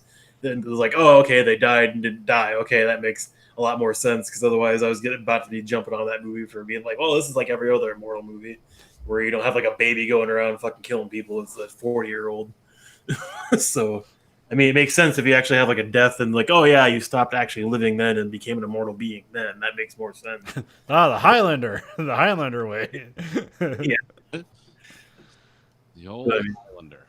I don't know. Maybe if I watched it again, I wouldn't hate it as much. But I No, no, no. If you hate it now, another reviewing's not going to help you. So talk this up as perfect. This is like that kind of that middle range zone that a lot of Netflix stuff falls into. well, I thought this was like Netflix doing better. It's better than some stuff. Yeah. It's still kind of middle of the range though. It doesn't. Yeah, if its second act was as strong as its first, it's like, yeah, this is a good one, but it really didn't hold together. But it had ideas. But I just think time and, you know, God knows when they were shooting it or what they were having to deal with on production. You know, I think that hurt it. What was shit? I was trying to think of like, I had some glaring questions like, fuck, I forgot it. like why they feel the need every time there's like a Wonder Woman movie or something where somebody's lived through hundreds of years of history to inject them into every natural photo ever made. Like, yes, we don't need this. We know what bad Adobe Photoshop looks like on historic photographs or any photograph taken that's not real. I mean, I actually like the last part of the movie where like the credits where it's like showing the people they helped and how it helped down the line. It's like I think that needed to be in the beginning of the movie because you needed more weight for their existence besides just like we always pick the right battles and that's all they said. And it's like, Well, that was supposed to set up for them to like. This is why, you know, they don't feel good about themselves because they have no idea like what they're doing is affecting the world at all. And then when Chiwetel Ejiofor gets there, it's like, hey, it is. And they're like, oh fuck. I mean, what we were doing for thousands of years was making a difference. We had no idea. Kind of silly. Because they're intentionally staying away from everybody because apparently just because if somebody finds out you're immortal, then it's like you'll just be captured and killed forever. And from that's their experience. So for them that makes sense to them. But yeah, I didn't like when Nile first becomes essentially immortal and she wakes up from being dead. I never got like her fellow Marines being really weary of her. It was like, that's fucking weird. Like, what's wrong with you? Like, from what I know of Marines, they'd be like, that's badass. You can't die. You're in front. I thought it was because somebody notified someone and there were people like coming to take her. I thought that's why everyone was acting weird because they were told to stay away. Okay. I never. I mean, that's what I thought because remember they were trying to take her somewhere. Yeah. When, I lost my thing. They were trying to take her somewhere when Andy came and got her. Because they were going to take her to the government lab and torture her to death. It's the first thing you do. But yeah. I was waiting for one of those kids she was handing out candy to kill her because it was like fun size, really, bitch. You giving us fun size candy in a war zone? I'm gonna lose my arm, and all you can't even give me full size candy bars, you bitch. We're not the rich house at Halloween. What was another one where like military people were reacting weird? I think it was the Love and Robots, where the guys were like werewolves. Yeah. Oh yeah. Hated them. It's like no, people wouldn't. They'd be like, "Cool, you stay with me, so I don't die. You don't do all that ass shit, and I'll like hide with this helmet on and a gun." I don't think anyone would be against those guys unless they were killing you. But it's still that seemed kind of like people don't have those reactions to shit like that. They'd want to be close to something like that. It's like, well, maybe you can keep me safe. Does your immortality rub off on other people? Not even that. It's just, can I stay close to this? So it's like most of it's on you, and I can kind of do what I want to do. I can inject humor into the situation, but not really have to risk my life. I mean, I'm just trying to guess how people would actually like react versus the Hollywood. And it's like the X-Men. Like everyone hates the X-Men. It's like no, they think those are the coolest guys ever. They'd be like on YouTube constantly, like make that thing burn. Yeah, there'd be like people around to see that. But that's kind of I think the people that write comic books kind of They want everyone to be dark and brooding and just the worst possible. Well, they just want to create drama for their story out of nothing instead of everybody accepting her and just, because first the reaction where the woman was like, it's like, she should be dead. It's like, aren't you happy that she's alive, that she's not dead? Because that's not the right reaction. She's like, I know, but she should be dead. You have money writing on this? What's what was the up down on her dying? It's like she lost $50 on her dying or living instead of dying or something. It's like, God damn it, I wanted that $50. I had the over/under on the Deadpool.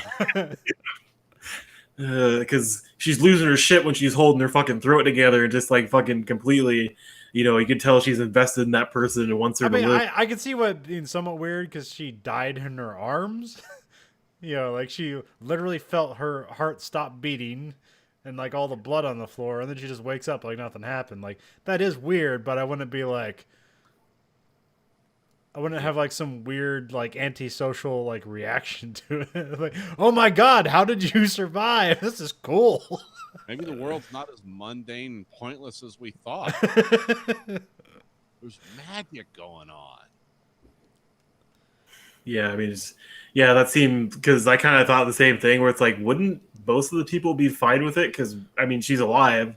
It's not like they're, contracting a disease from her being alive or something, or she's going to kill everybody. But so also, eventually at some point, like, they have to expunge everybody she knows from her life to keep them safe. So, like, I mean, it somewhat makes sense, but it seemed weird for these people to volunteer themselves out of her life. I did like that scene from the Napoleon era guy where he was talking about like visiting his last son in hospital, like dying of cancer, and it's like, yeah, they'll say you're a piece of shit for not giving them immortality, but you'll say you can't do it, and that means that you don't love him or whatever, and you should just die. It's like, that's actually a pretty effective scene. Yeah. Like, that's something I never thought about. There's a few good scenes, there's some good performances, and there's some good action. So like, I see the positives here. I know there's like problems with the story. That's obvious, but I see good in this movie. But every movie I pretty much I'll do the work the movie to pretend it's good. Like, that's just what I do with movies. I'm not a great critic because I want to like everything. Yeah, the guy that Booker, the guy that betrayed him, like, do you understand why he did that? Because basically he said, it's like, maybe I can die now. It was like, yeah, that makes perfect sense that people after a while, if you can't bring the people you love with you and they just keep dying behind you, it's eventually you wouldn't want to live anymore because you couldn't be friends with anyone. It's like, well, she's just gonna die. My kids are gonna die. Like, everyone's gonna die.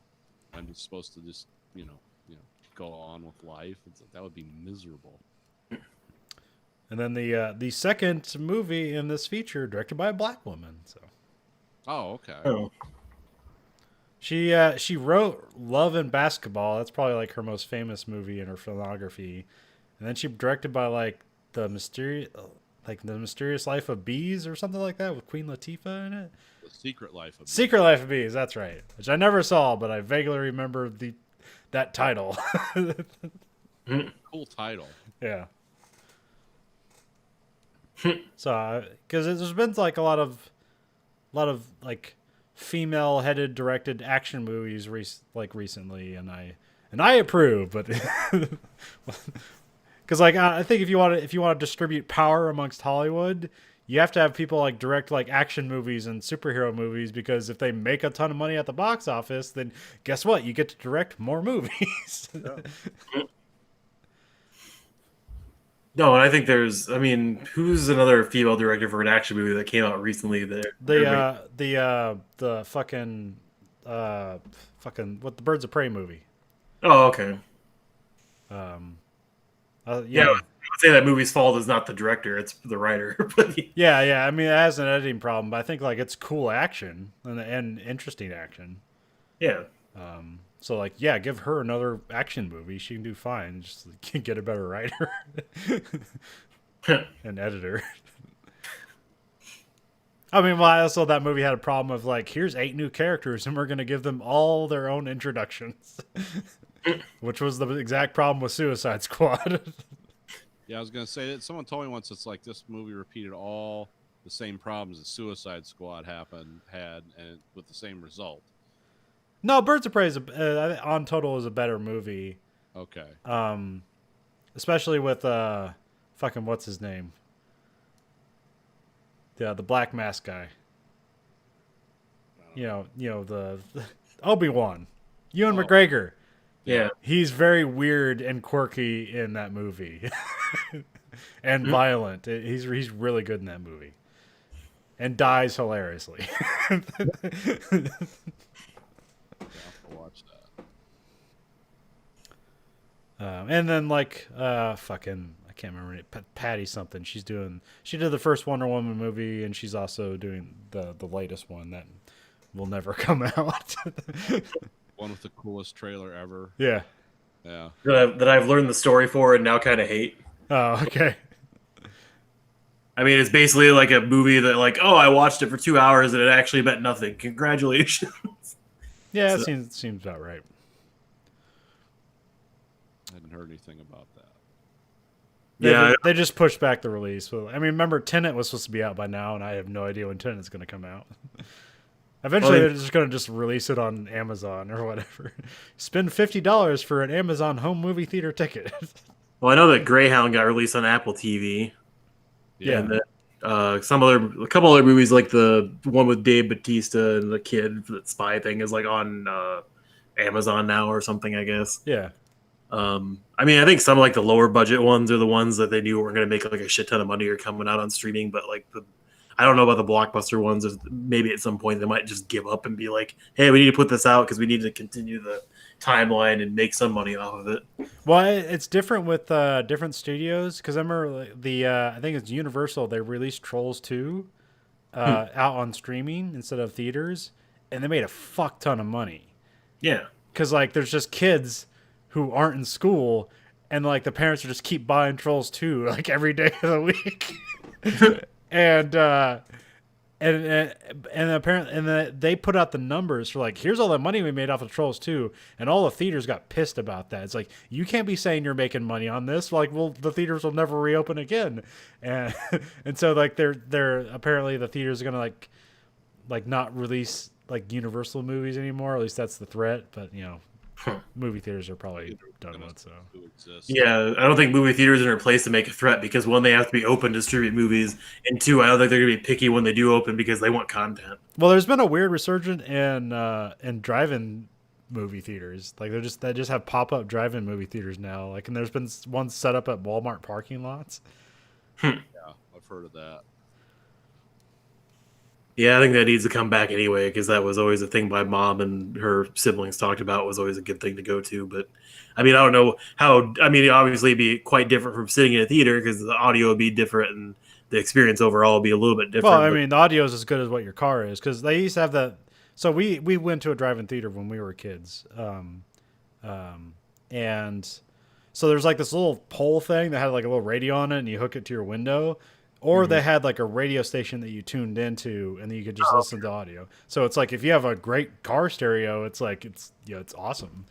Oh, okay. Because I was more worried about the audio aspect of it. Because if you have your window slightly ajar to fit that speaker box, like most older drive-throughs had, then whatever what background noise was there would just be about as bad as going to a theater. Yeah, but that's I mean a lot of the thing about the drive-in theater is that it wasn't necessarily that expensive, but there was like 2 movies. It was kind of a weird experience. Yeah, yeah, you were there for 5 hours. Oh, But also it's like you pay per car, so you just like stuff 20 people in a car, and then it's like, hey, it's like we spent $1 for a ticket. Or you just pretend, or you just hide everybody under a blanket in the back seat of a Taurus wagon, and like, yeah, there's only 2 people in this car. Then obviously there wasn't. A lot of weird, like we're trying to get a deal done. Was like, why don't you just pay the money? Yeah, Like, no, we got to get something over on people. you could drink beer when you were 16. Just having a cooler in the car, just sit there and watch a new release movie and drink beer. That was fun. Drive home. I remember I saw Twister at the drive-in. That was kind of fun because it has the part in the movie where like a drive-in theater gets hit by a tornado, Oh yeah, that's right. Yeah. and then like lightning went off in the background at this like when that happened. It's like, oh, this is ominous. You know, No, it's just something where, yeah, I don't think movie theaters will come back, especially if something doesn't happen really soon, basically, to, give them some more revenue, because I know they've mostly all of them filed for bankruptcy at this point. So, I mean, if they have no revenue stream, I know some of them have, like, AMC has a streaming service, right? Online. Yeah.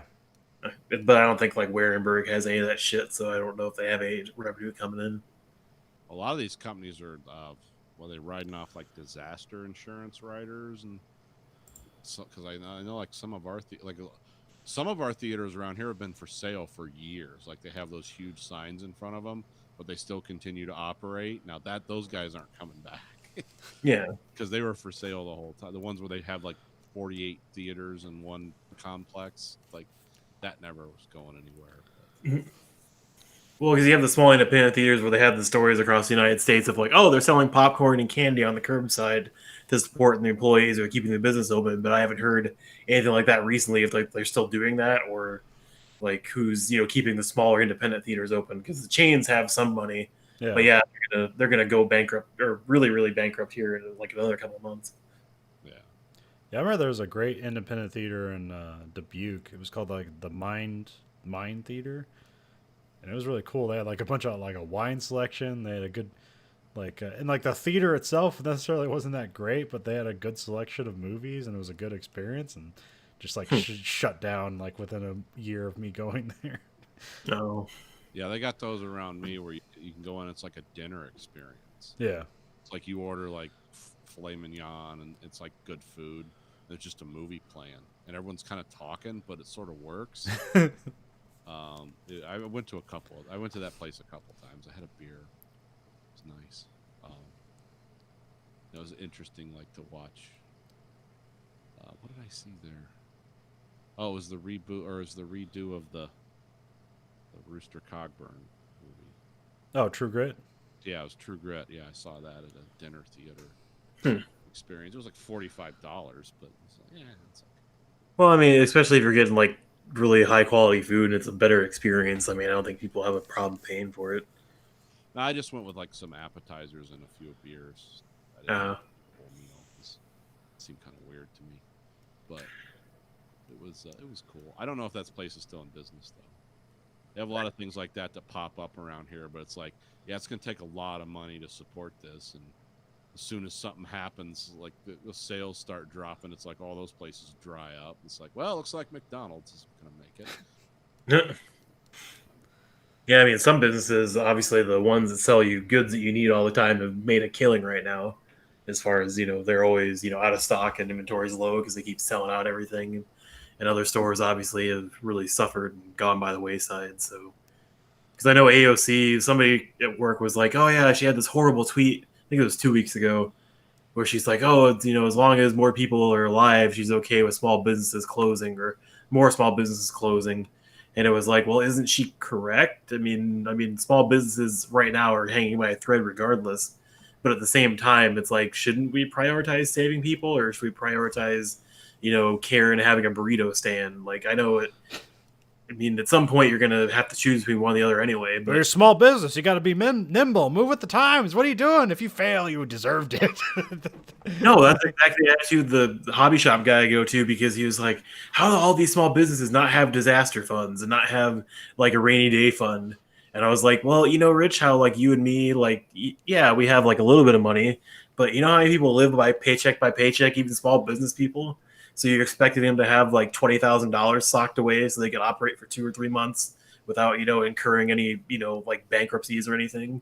It's like, that's kind of unrealistic, because most people don't fucking have that money anymore. Just watch Kitchen Nightmares, and then like it's like, oh, a small business can't even have fresh food. So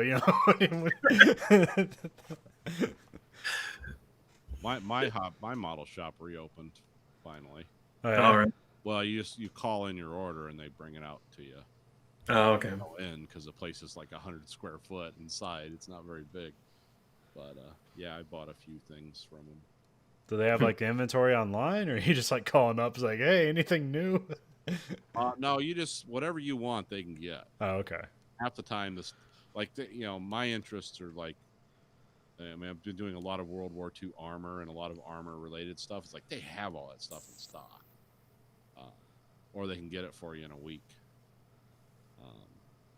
Now paints and stuff, that's kind of usually I used to like to look at those first, but I can do the websites and just tell them what part numbers I need. So it works out pretty good. I mean, it's better than nothing. It was nothing for like 3 months. So Yeah. And I know there's this YouTube channel I watch because sometimes she has like painting videos or like gaming videos for 40K. And I know she's in Canada. She has like Sword and Steel or something like that for her channel. She went through her shop, like, showing people all the stock so they could order from her online or on the phone or whatever. I swear to God, she must have had like $5 million worth of shit in that hobby shop. oh yeah, Be- probably. No, she had like 2 fucking huge walls up to the ceiling, like a 10-foot ceiling of just used Magic cards.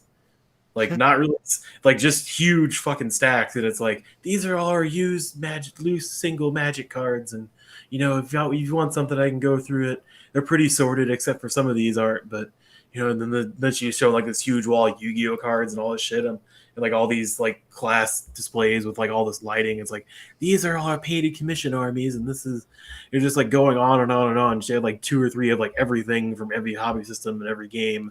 And it was like, holy fucking shit, your inventory is fucking huge. And how are you fucking dealing with this right now? Because you're not selling anything. And it's like, but the video must have been like 50 minutes long, just her going through all the shit she had. So. Oh yeah, some of those places, it's hit or miss out there. I don't know where it's going. No, neither do I, because I heard the other hobby shop in our town, like, pretty much never closed, and they had tournaments like right away too, and let people in like after a couple weeks in March. It was like, really? Like, no one's complaining about that? They're like, no, everybody likes it. All the people that didn't died. Dad, don't complain.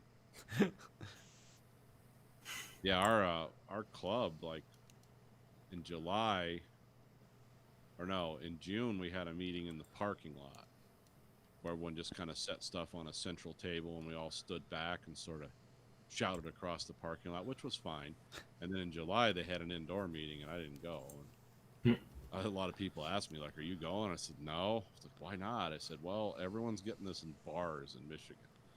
So sitting inside, breathing the same air with everyone for hours, yeah, I'm not going to go. Even with a mask, I said, well, no. Because that's only like, that's only peripherally effective, unless I have like I could show up in a hazmat suit with a self-contained air pack, but that'd be kind of weird. Or it wouldn't. I don't know. I don't know where I can get one of those in my size. Was this, New Japan Pro Wrestling just did their first show back in front of people, so that was kind of interesting. So like 1/3 capacity? Yeah, 1/3 capacity, so there was like empty rows in between people. Wasn't exactly 6 feet apart. It was just a chair apart, but whatever. Better than nothing. But everybody had a mask, so. Yeah, 6 feet has become weirdly defined around here. Is like 6 feet is like me laying down. That's 6 feet, but somehow 6 feet's become 3 feet, 3 feet. Well, 6 feet's like it's like 2 feet cubed, so Yeah, we do occupy 3-dimensional space. Good point there. I don't think the coronavirus is a fucking geometry problem, but yeah, I get it. But yeah, it was kind of weird because so I've always talked about like how Japanese crowds are kind of unnervingly quiet because they're being respectful of the event. Yeah. But if you actually like pay attention, like no, they'll get fucking loud. It's just like it's a slow build. Like when the match is about to end, like they'll start yelling all that stuff. But because they didn't want to necessarily like just be like yelling as that being as a transmissible like vector, there's a lot of like respectful clapping at weird moments. And gasps though. It's like I guess a gasp is more of an inhale than an exhale. So Right. So yeah, it was a crowd of clapping and gasping.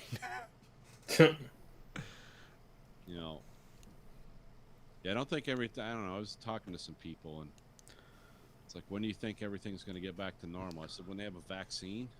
Yeah. That's the only way it's going to happen. Yeah. Like, everyone's just trying to hedge. It's like, when do you think this is going to be normal? Well, when it's not fucking more contagious than, the most dangerous virus that's ever been, discovered or invented or whatever. Well, there was that. There's some. I think it was a French researcher, maybe somewhere where they. Oh no, it was like Sweden or Netherlands, but they basically determined that like the immunity or like the antibody immunity to it like isn't enough to actually like achieve herd what do you call it? Or herd immunity. Yeah. So that's not going to work. Yeah, because they said some of the, especially the more mutated version of the virus has been going around lately. The antibodies you store against it, especially depending on if you had no symptoms, severe symptoms, you might have antibodies that protect you for a couple of months and then you'll get it again. So, I mean, I don't know if that's, I mean, is a vaccine, it's pretty much going to be like a flu vaccine every year then at that point, won't it? No idea. Yeah, I don't know. Every day is more conflicting information. So we'll just we can't predict or comment on these things because we're going to be wrong. Well, just the amount of people that walk around and talk to me either at work or just out of the hobby shop or wherever I'm at that I happen to talk to that just repeat fucking Fox News talking points where it's like it's only like the flu. It's lighter than the flu, and it's totally fine. It's okay, and it's like. And this one guy the other day was talking my ear off about how we're destroying our history by destroying all these Confederate monuments. And I was like, yeah, I don't really see it that way, but like, okay. Yeah, I only got the internet and books. You have to have the only way we could learn about history is a monument being built. Yeah, and then you find out a lot of those were put up like in the 30s and 40s to scare black people away from polling places and stuff. Yeah. It's like, I didn't even know that. I thought they put statues up like at the same time, but then I was like, oh no, wait, they wouldn't let them do that because they betrayed their country and fought. They're not gonna let them build statues to these guys. They fought a bloody war, but then you find out it's like, oh no, those were put up in the 30s and the 40s in the Jim Crow South to scare people, and it's like, oh yeah, that's probably true. I don't know if that's true. It makes sense. America. Right. America, the only place where the losers write the history books.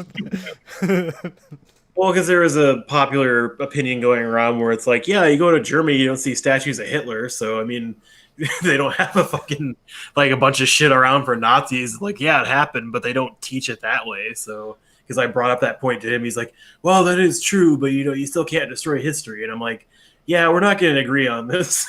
So it's like I think they should destroy every goddamn statue for every slave owner and every piece. Was that statue involved in the Civil War? If not, then it's not history. Yeah, was it made by Stonewall Jackson himself before he died? Look at this fucking narcissist. Like, no, like if what Nathan says is true, like all this shit was put up between the 30s and the 60s and just like, oh, it's our history and we're supposed to like it, and it's like, no, we're actually not. I mean, we don't need the Confederate. This is just conservative dick waving where they're just like waiting for someone to be offended by it. Like that's just what they like to do, to pretend to be offended by something that doesn't matter. I mean, when we all went to Gettysburg a couple years ago, like the most effective Civil War monuments were the cannons. Like when they had the cannons outside, like a bunch of them, it's like, oh, you realize that you guys were shooting these at each other. That's nuts. There's no politics. A cannon doesn't have politics. It doesn't have feeling. Really, the Civil War was about that. And it's not like those things were shooting at tanks or appropriate targets. No, it was aimed at human beings. Humans and horses was what they were aimed at. And sometimes they put like canister shot at them, which just made them into a giant shotgun. But yeah, the most effective Civil War monuments are the battlefields and the weapons. Like, just look at those and you realize, oh, these guys were like right in each other's faces, shooting the stuff at each other too. There's no 1,500-yard sniper with a maxi ball from the 1860s. Like, these guys were mainly bayoneting each other. So yeah, I don't see our history going anywhere. Yeah, because even I was trying to talk to my dad today to let my dad know that my wife's grandfather died this week, and just talking to him about that. And we got into politics like usual. And he was talking about how, I don't know why everybody's so mad. Like everyone wants to tear down Mount Rushmore and Christopher Columbus statues. It doesn't make any goddamn sense. And I was like, well, Christopher Columbus committed genocide everywhere he went in the Caribbean and the Americas. So technically that makes sense why people want to tear that down. And we kicked a bunch of Indians off a reservation to make a monument to American presidents. He's like, that's fucking horse shit. We didn't do anything to those Indians or whatever. I'm like, Dad, history kind of doesn't paint us as the good people in this scenario. We committed mass genocide and stole their land out from under them and put them on shitty land nobody wanted. And then when there was resources we wanted, we kicked them off that land and moved to another plot of land that was even shittier than the one before. Yeah, you ever heard of Black Hills Gold? Like, you know why we know about that? Because that's where we put all the Indians from the East Coast and the Midwest. And then we found gold there, and we're like, no, you got to go even further west now. That's the Trail of Tears. Yeah, and that because anything good happened. Yeah, I know, and that he's fucking trying to debate like, oh, they weren't that good at people. I'm like, I didn't say they were perfect. I'm just saying you don't treat people like that. He was like, well, the settlers came. I know it's terrible when a good person dies, but you don't get to kill bad people either. Yeah, that's that kind of after the fact, you know, that Monday morning quarterbacking on the genocide. I mean, there's arguments you can make, sure, but why would you make them? Like, you know, it's like I'm going to debate like the you know, the personalities of the Native Americans. It's like, why they lost? I mean, what it's like, you know, just going to kick people when they're down. It's yeah, I think it was an Onion post or something where it's like, Washington Redskins are now changing their name to the DC Redskins. That's the important. Need to be geographically accurate. We can't fucking. People might think it's Washington on the West Coast. Nobody knows. That's what the Fuhrer was all about. Confusion. No, but just talking to him about, because he kept being adamant that settlers were the good people and they were just okay. So they were seeking freedom, and freedom was, you know, they're seeking the American dream or doing whatever they could do to make their lives better. And I was like, that's not right, Dad, because technically, if you were oppressed religiously or thought you're going to die back home in Europe, and you came here and it'd be like, yeah, you know, people are going to kill me and they didn't want me to succeed and they wanted to make sure I failed at all costs. Let's do this to the indigenous population. let's turn around and do that, because I was trying to give him. Led me to this land where I will slay the people that do not look like me. Because that's what God said to do. Yeah, we didn't personally commit the genocide, but we don't have to pretend like it didn't happen because it makes us feel better. Like, no, we benefited from it, and it was a terrible thing. You can have both those thoughts. Well, I wanted to ask him about what he thought about the Supreme Court decision this week, where Indians get to make their own laws now and don't have to, you know, go by what we tell them to do anymore. But I didn't want to poke the bear anymore. Doesn't Indian land, don't they already kind of like have their own, like, it's like you can have gambling there because like the federal government can't. They have federal oversight, but not state oversight, because gambling is one of those things that's determined by the state. Okay, yeah. The federal government that's one of those states' rights things, I believe, unless I'm totally full of shit, which has happened before. But yeah, now I think it's like they can actually have.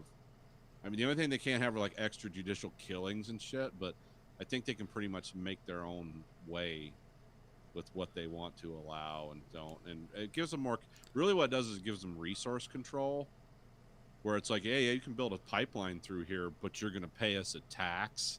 You're not going to build a pipeline through here and like, fuck you. We're going to get something out of it, which I know it's crazy to a lot of people. It's like, they're holding back progress. No. How dare they demand money for defiling what's left of their land? Yeah, what's left of that wasn't really their land because they lived in much nicer places. We there and built New York City.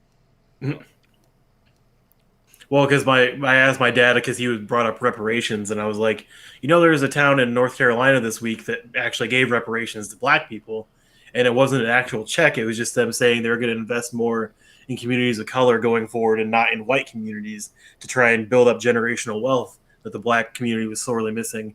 He's like, that's all fucking bullshit. There's no generational wealth. Yeah. Right, there is none. Yeah, go ask Donald Trump about that. And I was like, Dad, yes, there's poor people that are white people, but to be honest, a lot of black people don't have money, and it's because they weren't allowed to own businesses until the 50s or the 60s, and they weren't allowed to have a decent job until then either. Hey, I mean, technically, if I evaluated just myself, just looking at myself, it's like technically I'm just a blue collar working class guy. However, I've had huge advantages over a lot of people in a lot of ways in my life, just getting me to this point.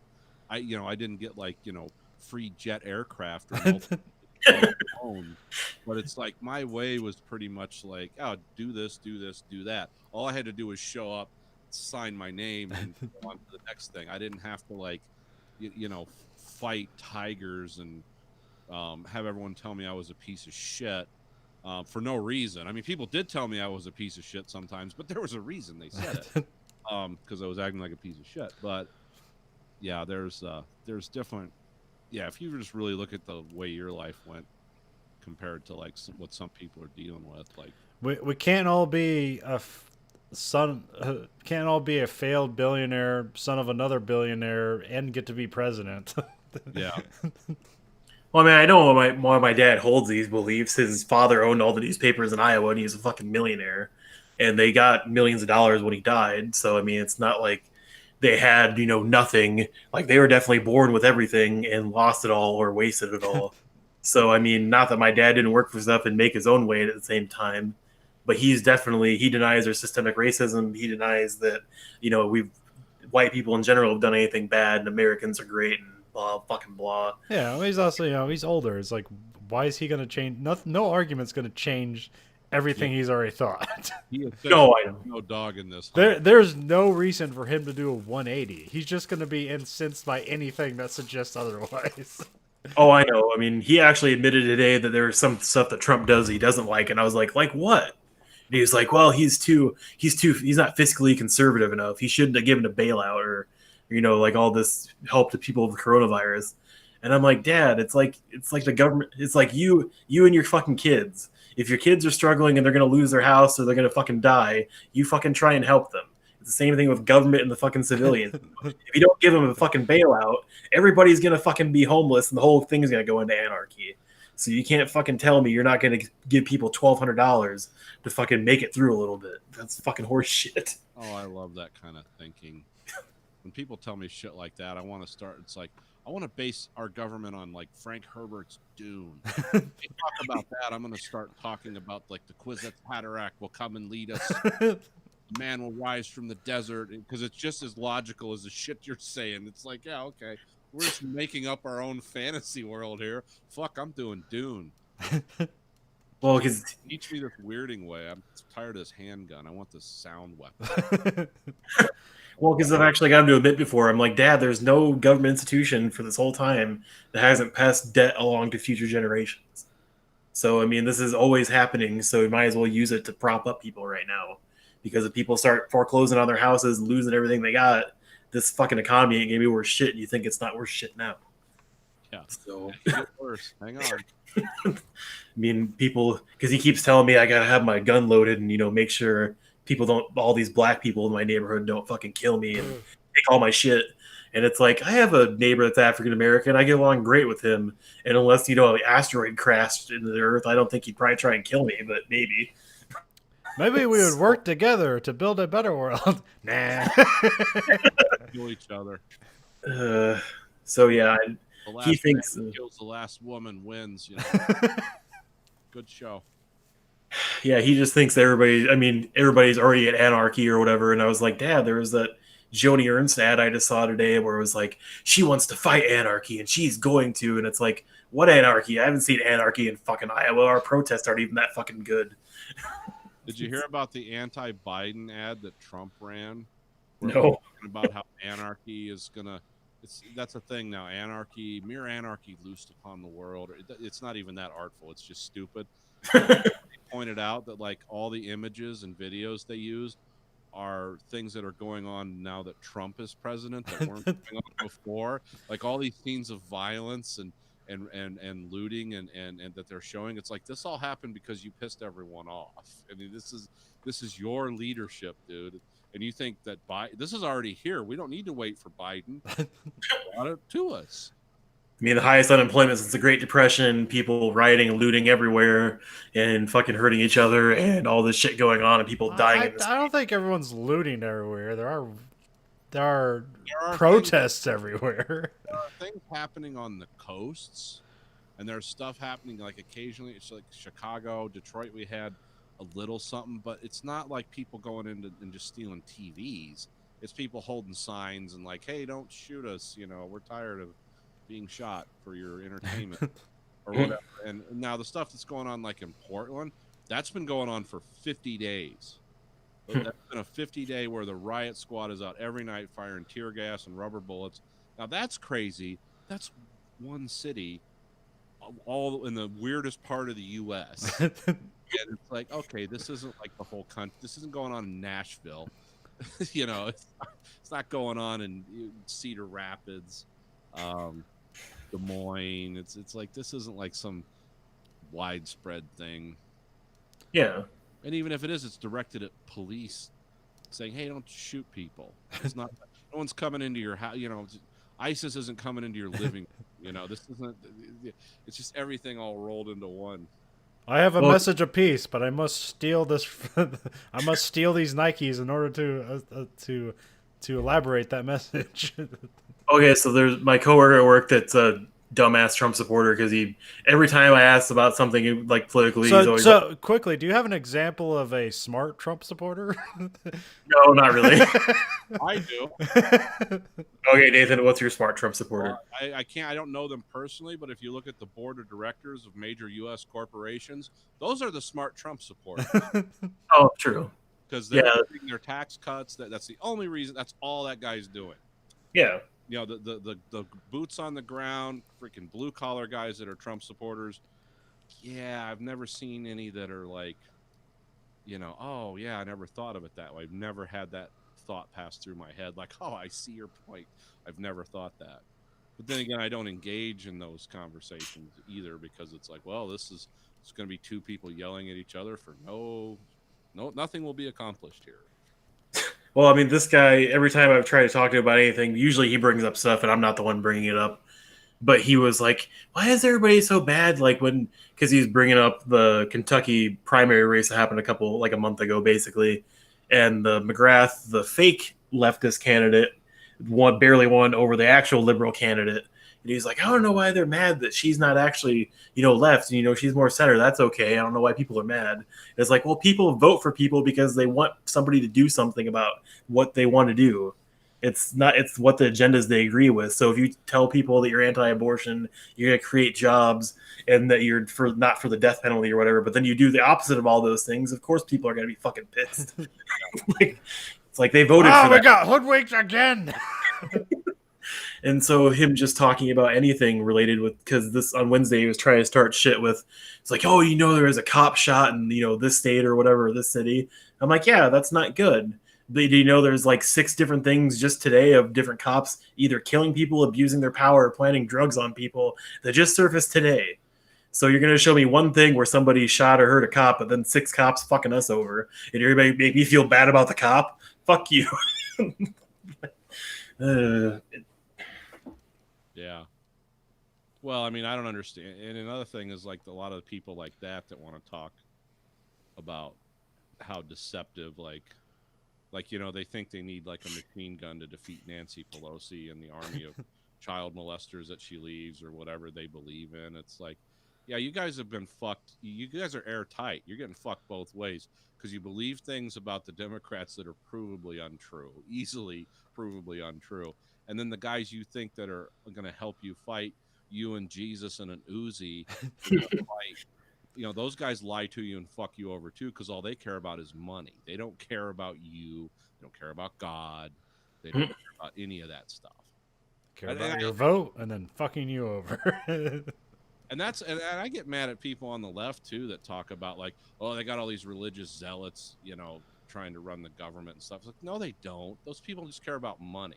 I mean, they might have some individual weirdo department heads that are Mormons that might talk a little bit too much about God for your comfort. But at the end of the day, all they want to do is get paid. They want to loot the government. They want to destroy the tax system. They don't want to pay any taxes. They want to tell everyone they can be self-reliant and give them none of the tools to do so. But it's like, yeah, there's not. No one believes in the chicken shit that everyone thinks is so important. Nobody believes about. It's like the Supreme Court case about abortion that they ruled against all the anti-abortion stuff. There are people talking like, yeah, people are going to be mad about this. Like, no one gives a fuck about abortion anymore. Who cares? It's been the law of the land since the early 70s. And the only people that try to stir that up are people that are trying to hoodwink you into voting for them so they can give the rich whoever in their state a bunch of tax cuts. They don't care about abortion either, so you stop caring. If you don't want to have an abortion yourself, cool, don't have one. No one's coming into your house with a vacuum cleaner saying we got to. That never happened. That'd be awesome. Just a guy in the back with just all day. He's like, I hate my job. I just go door to door performing abortions all day. This is the weirdest Ghostbusters movie ever. He's got the backpack on like the gas powered, but it's a vacuum cleaner. And he's like, I'm here for your mandatory. What's your job? Enforcement. Oh wow, that must be terrible. It's like, that's not good. This is kind of like Death Stranding, but without the baby. Just yeah. Yeah, the abortion enforcement officers are coming, along with the people that are going to force your daughter to marry someone of a different race, because that's going to happen too. You're going to be forced to do it. I mean, just people believe stuff like that. It's like, and then we're going to drain your bank account and give it to black people. Yeah. They've enacted Sharia law. I've had people actually send me Facebook private messages because we have the highest concentration of people from the Middle East around here, and we do. There's a lot of great restaurants, and they've asked me like, so what's it like up there? It's just like anywhere else in the Midwest, except it's near a big city. It's Detroit. And it's like, well, what about the Sharia law? I said, I don't know. I'll ask the Arab guy I bought a fifth of Jack Daniels off at a store about how Sharia law is going here, because it's not. I mean, I'm not saying there's people that don't say that they want that, but they're never going to get that here.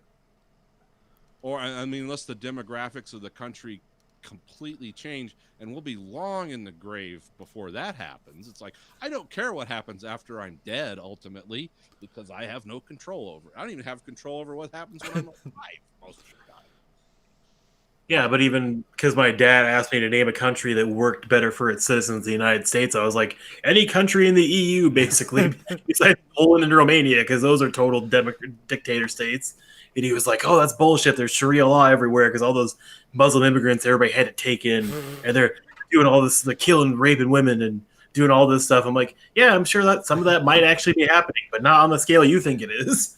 They took in more immigrants than there was natural citizens in their country. Yeah, there's 60 million people, 65 million people live in France.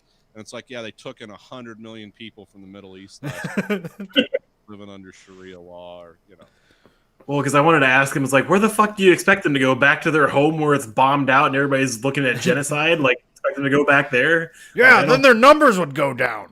Yeah. We wouldn't have to pay for it. And it's like, yeah, Europe has always immigrated a bunch of populations, so it's not exactly like they're not used to it. It's the right thing to do. It's not just because a few shitheads make it through and make life miserable for somebody. It's the reason to cancel it. It seems like your dad just found a really complicated way to not care about people. So I know there's an easy way to go about this, because I can somewhat be that way in my own life too, where I'm just like, hey, I'm just going to stare out a window today. I don't need to have strident opinions about things. It's like, you can tell me some of this stuff and I'll be like, yeah, not good. And then I'm just going to stare out the window. Like, I don't need to try to convince people. Like, oh, all this stuff's happening and we got to do something about it. It's like, what do we got to do? Vote for Donald Trump again? Okay. That probably worked out great the first time. Yeah, because just talking to him for like long enough, he actually spouts leftist shit. As in, like, all political parties are corrupt. We need to cleanse the system and elect people that have term limits. And when you take money out of politics, and it's like, So how do you believe that, but also believe black people are evil? That doesn't make any fucking sense to me. It is, We need to set up a new government that it's not funded by taxes. So no government. every time I bring up Anarchy reigns. I'm sorry. Everyone's responsible for themselves, and we what else do we need to do? Oh yeah, no one can tell me what to do. If I want, like, I mean, there's examples. You can watch any of those Mad Max movies and see where that goes. There's not, they're not fighting in that movie over, like, the individual tax rate or something. It's like, No, just a cup of gasoline. I mean, there are commodities there, but the cheapest thing is human life. If that's the world you want, I guess. I don't know. Well, it's just I don't know. It's just something where he always talks about every time like I said, it goes to politics, and he talks about how nice and uncorruptible and pure Donald Trump is, and how he's a great American, and he's trying to lead us, and people won't let him, and if he's doing such great things for this country, and I'm always like, what did he do for this country? Because I haven't fucking seen one goddamn thing he's done. And it's like, I even talked about today, he let Roger Stone off of his fucking, going to jail and stuff. I was like, you think that's right? And he's going to send all these kids back to school, but Roger Stone couldn't go to jail? Yeah. Well, the only reason he likes Donald Trump is because he's not a politician. Yeah. Like, Donald Trump is transparently awful, and it's like, well, at least he's not a politician. Honest. Like, yeah, he's honest. He absolutely exactly what he's thinking. Well, I was rewatching, because you guys remember that judge from Alabama that, like, raped a bunch of women and sexually assaulted a bunch of minors, and he was running. It was like Roger Moore. It was a couple years ago in Alabama. Which one? Yeah, so anyway, there's the Comedy Central coverage of it where they send somebody there to talk to the people at his rallies and stuff. And they're like, there's actual proof and eyewitness reports that he molested and sexually assaulted these 14 and 15-year-old girls. Is that, something that would make you not vote for him? It's like, no, that's totally fine. And it's like, I had sex with 15-year-old girls when I was 30. And it was talking about is like, well, what if he was convicted of shoplifting? Well, I wouldn't vote for him then. That's not morally right. And then it was like, everybody knows shoplifters are worse than pedophiles. Because everybody in there like, oh, he's God's man, and he's all this other shit, and it's like, you people don't know who the fuck God is at this point. Pretty sure if he was because even one person said, it's like, well, if it was me, I wouldn't vote for him or whatever. Like, if I was one of the victims, it's like, well, I fucking hope not. That's the problem with that right wing shit. Is it's all, when you just get down to it, it's all just hate and anger. These are just angry people that they want to fucking hate everyone, and and anyone who even makes any noise about something they might agree with, it's like, yeah, that's my guy, no matter what, no matter how many kids he fucked, this is my guy. And yeah, I saw some weird like poll, and I don't believe any of the polls, I guess, really, but only quote the ones that make your point. Whether they're true or not, it doesn't matter. I like that Biden's getting out there and it's like, don't believe the polls. Like, even if it says in my head, think that I'm 10 points behind, you really need to rally behind me. Hillary believes the polls. Got that. But it was something about like really staunch supporters of Trump, and what they really didn't like about him is that they voted for him to like basically destroy other people's lives, like, all the LGBT stuff. And like they feel like he didn't do enough to destroy their lives, and they're disappointed in him because they didn't want to make anybody's lives better, because like they just wanted other people's lives to be worse. Yeah, they don't have happiness. They're in loveless marriages and dead end jobs that they fucking hate, and life wasn't fair to them, So it's like, fuck everyone else. Yeah. The people that are really just hard against the gay stuff, it's like, so what did you want him to do? It's like round him up and put him in death camps? What did you think was going to happen? I mean, I know in their heart of hearts, but it's like, did you really think that was going to happen in America? You think people are just going to sit around and be like, yeah, that's okay? It's not that kind of country. We've got our problems here, but I don't think we're just that fucked up. There's contingencies of the country that certainly are, but I think overall people are not just like going to be for that. Yeah, and it's just fucking stupid. They had a guy that owned a golf course. He owns a golf course on the border with Mexico and Texas. And so he said he voted for Trump because he said he would build a wall and he said he would keep illegal immigrants out. But then his business was going to hurt because they're going to build a wall right through his golf course and slash it in half. And he was like, I don't like President Trump for that. He said he's going to build a wall. And then they're like, well, don't you think he actually made a physical wall? He was talking metaphorically. And then they played him all these clips of and wrote all these quotes of him saying, it's going to be a real wall. We're going to build a real sturdy wall. And he was like, that was all metaphor. And he's like, yep. That's what the term real means. It means the opposite. The great question was like, well, knowing what you know now, if you had to go back in time, would you vote for him again? And he was like, of course. And it's like, it's like of course, this only benefits me.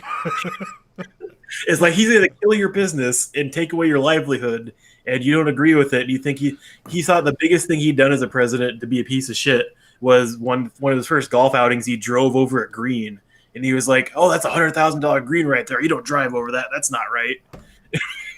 It's like, but he's going to lose his business, and his family's going to starve, and he's going to have to move and lose everything. But he'd still vote for Trump again. And it's like fucking. I don't know what. When we're finally rid of Trump, the people that support him will have not regretted it. Yeah. I think it's a big mistake. If he'd only had 4 more years, it would have been glorious. We could have got unemployment to 100%. We could have done it. Yeah. Number 1. We could have killed everyone. I don't know what the hell we were balking at. We could have got the marginal tax rate for people with net values of over $3 million down to 0, which that's important for me. And this guy's like living in a dilapidated trailer in Alabama. It's like, yeah, that's important. We've finally attained human life is completely worthless. We want to get the life expectancy in this country down to below some of the worst third world places in the world. Like, the Democratic Republic of Congo, your average life expectancy is like 40. We want to get, if we can get lower. Yeah, we get down to Black Plague levels in the whenever time that was. 1300s. Yeah. All right. Well, that's all the fun I have. Yeah, it's as Trump solved nothing, we also solved nothing. Didn't do anything either. Everyone's time and lie to them and say we were. At least we pretended we cared for people. Yeah, well, I pretend to care because I'm not interested in anarchy and chaos. I don't want a bunch of poor people running around and stealing shit all the time. Because I know my mansion here, I'm not going to be able to build a wall around it. But even so, all they need is a ladder. They can steal a ladder and get into your compound. God damn it! Where'd they get that ladder from? At least they left the ladder. Now I have a ladder to steal from others. Yeah. All right. Well, this week, the American Greed Factory podcast is Nathan. This is Colin. Andrew. Goodbye, America.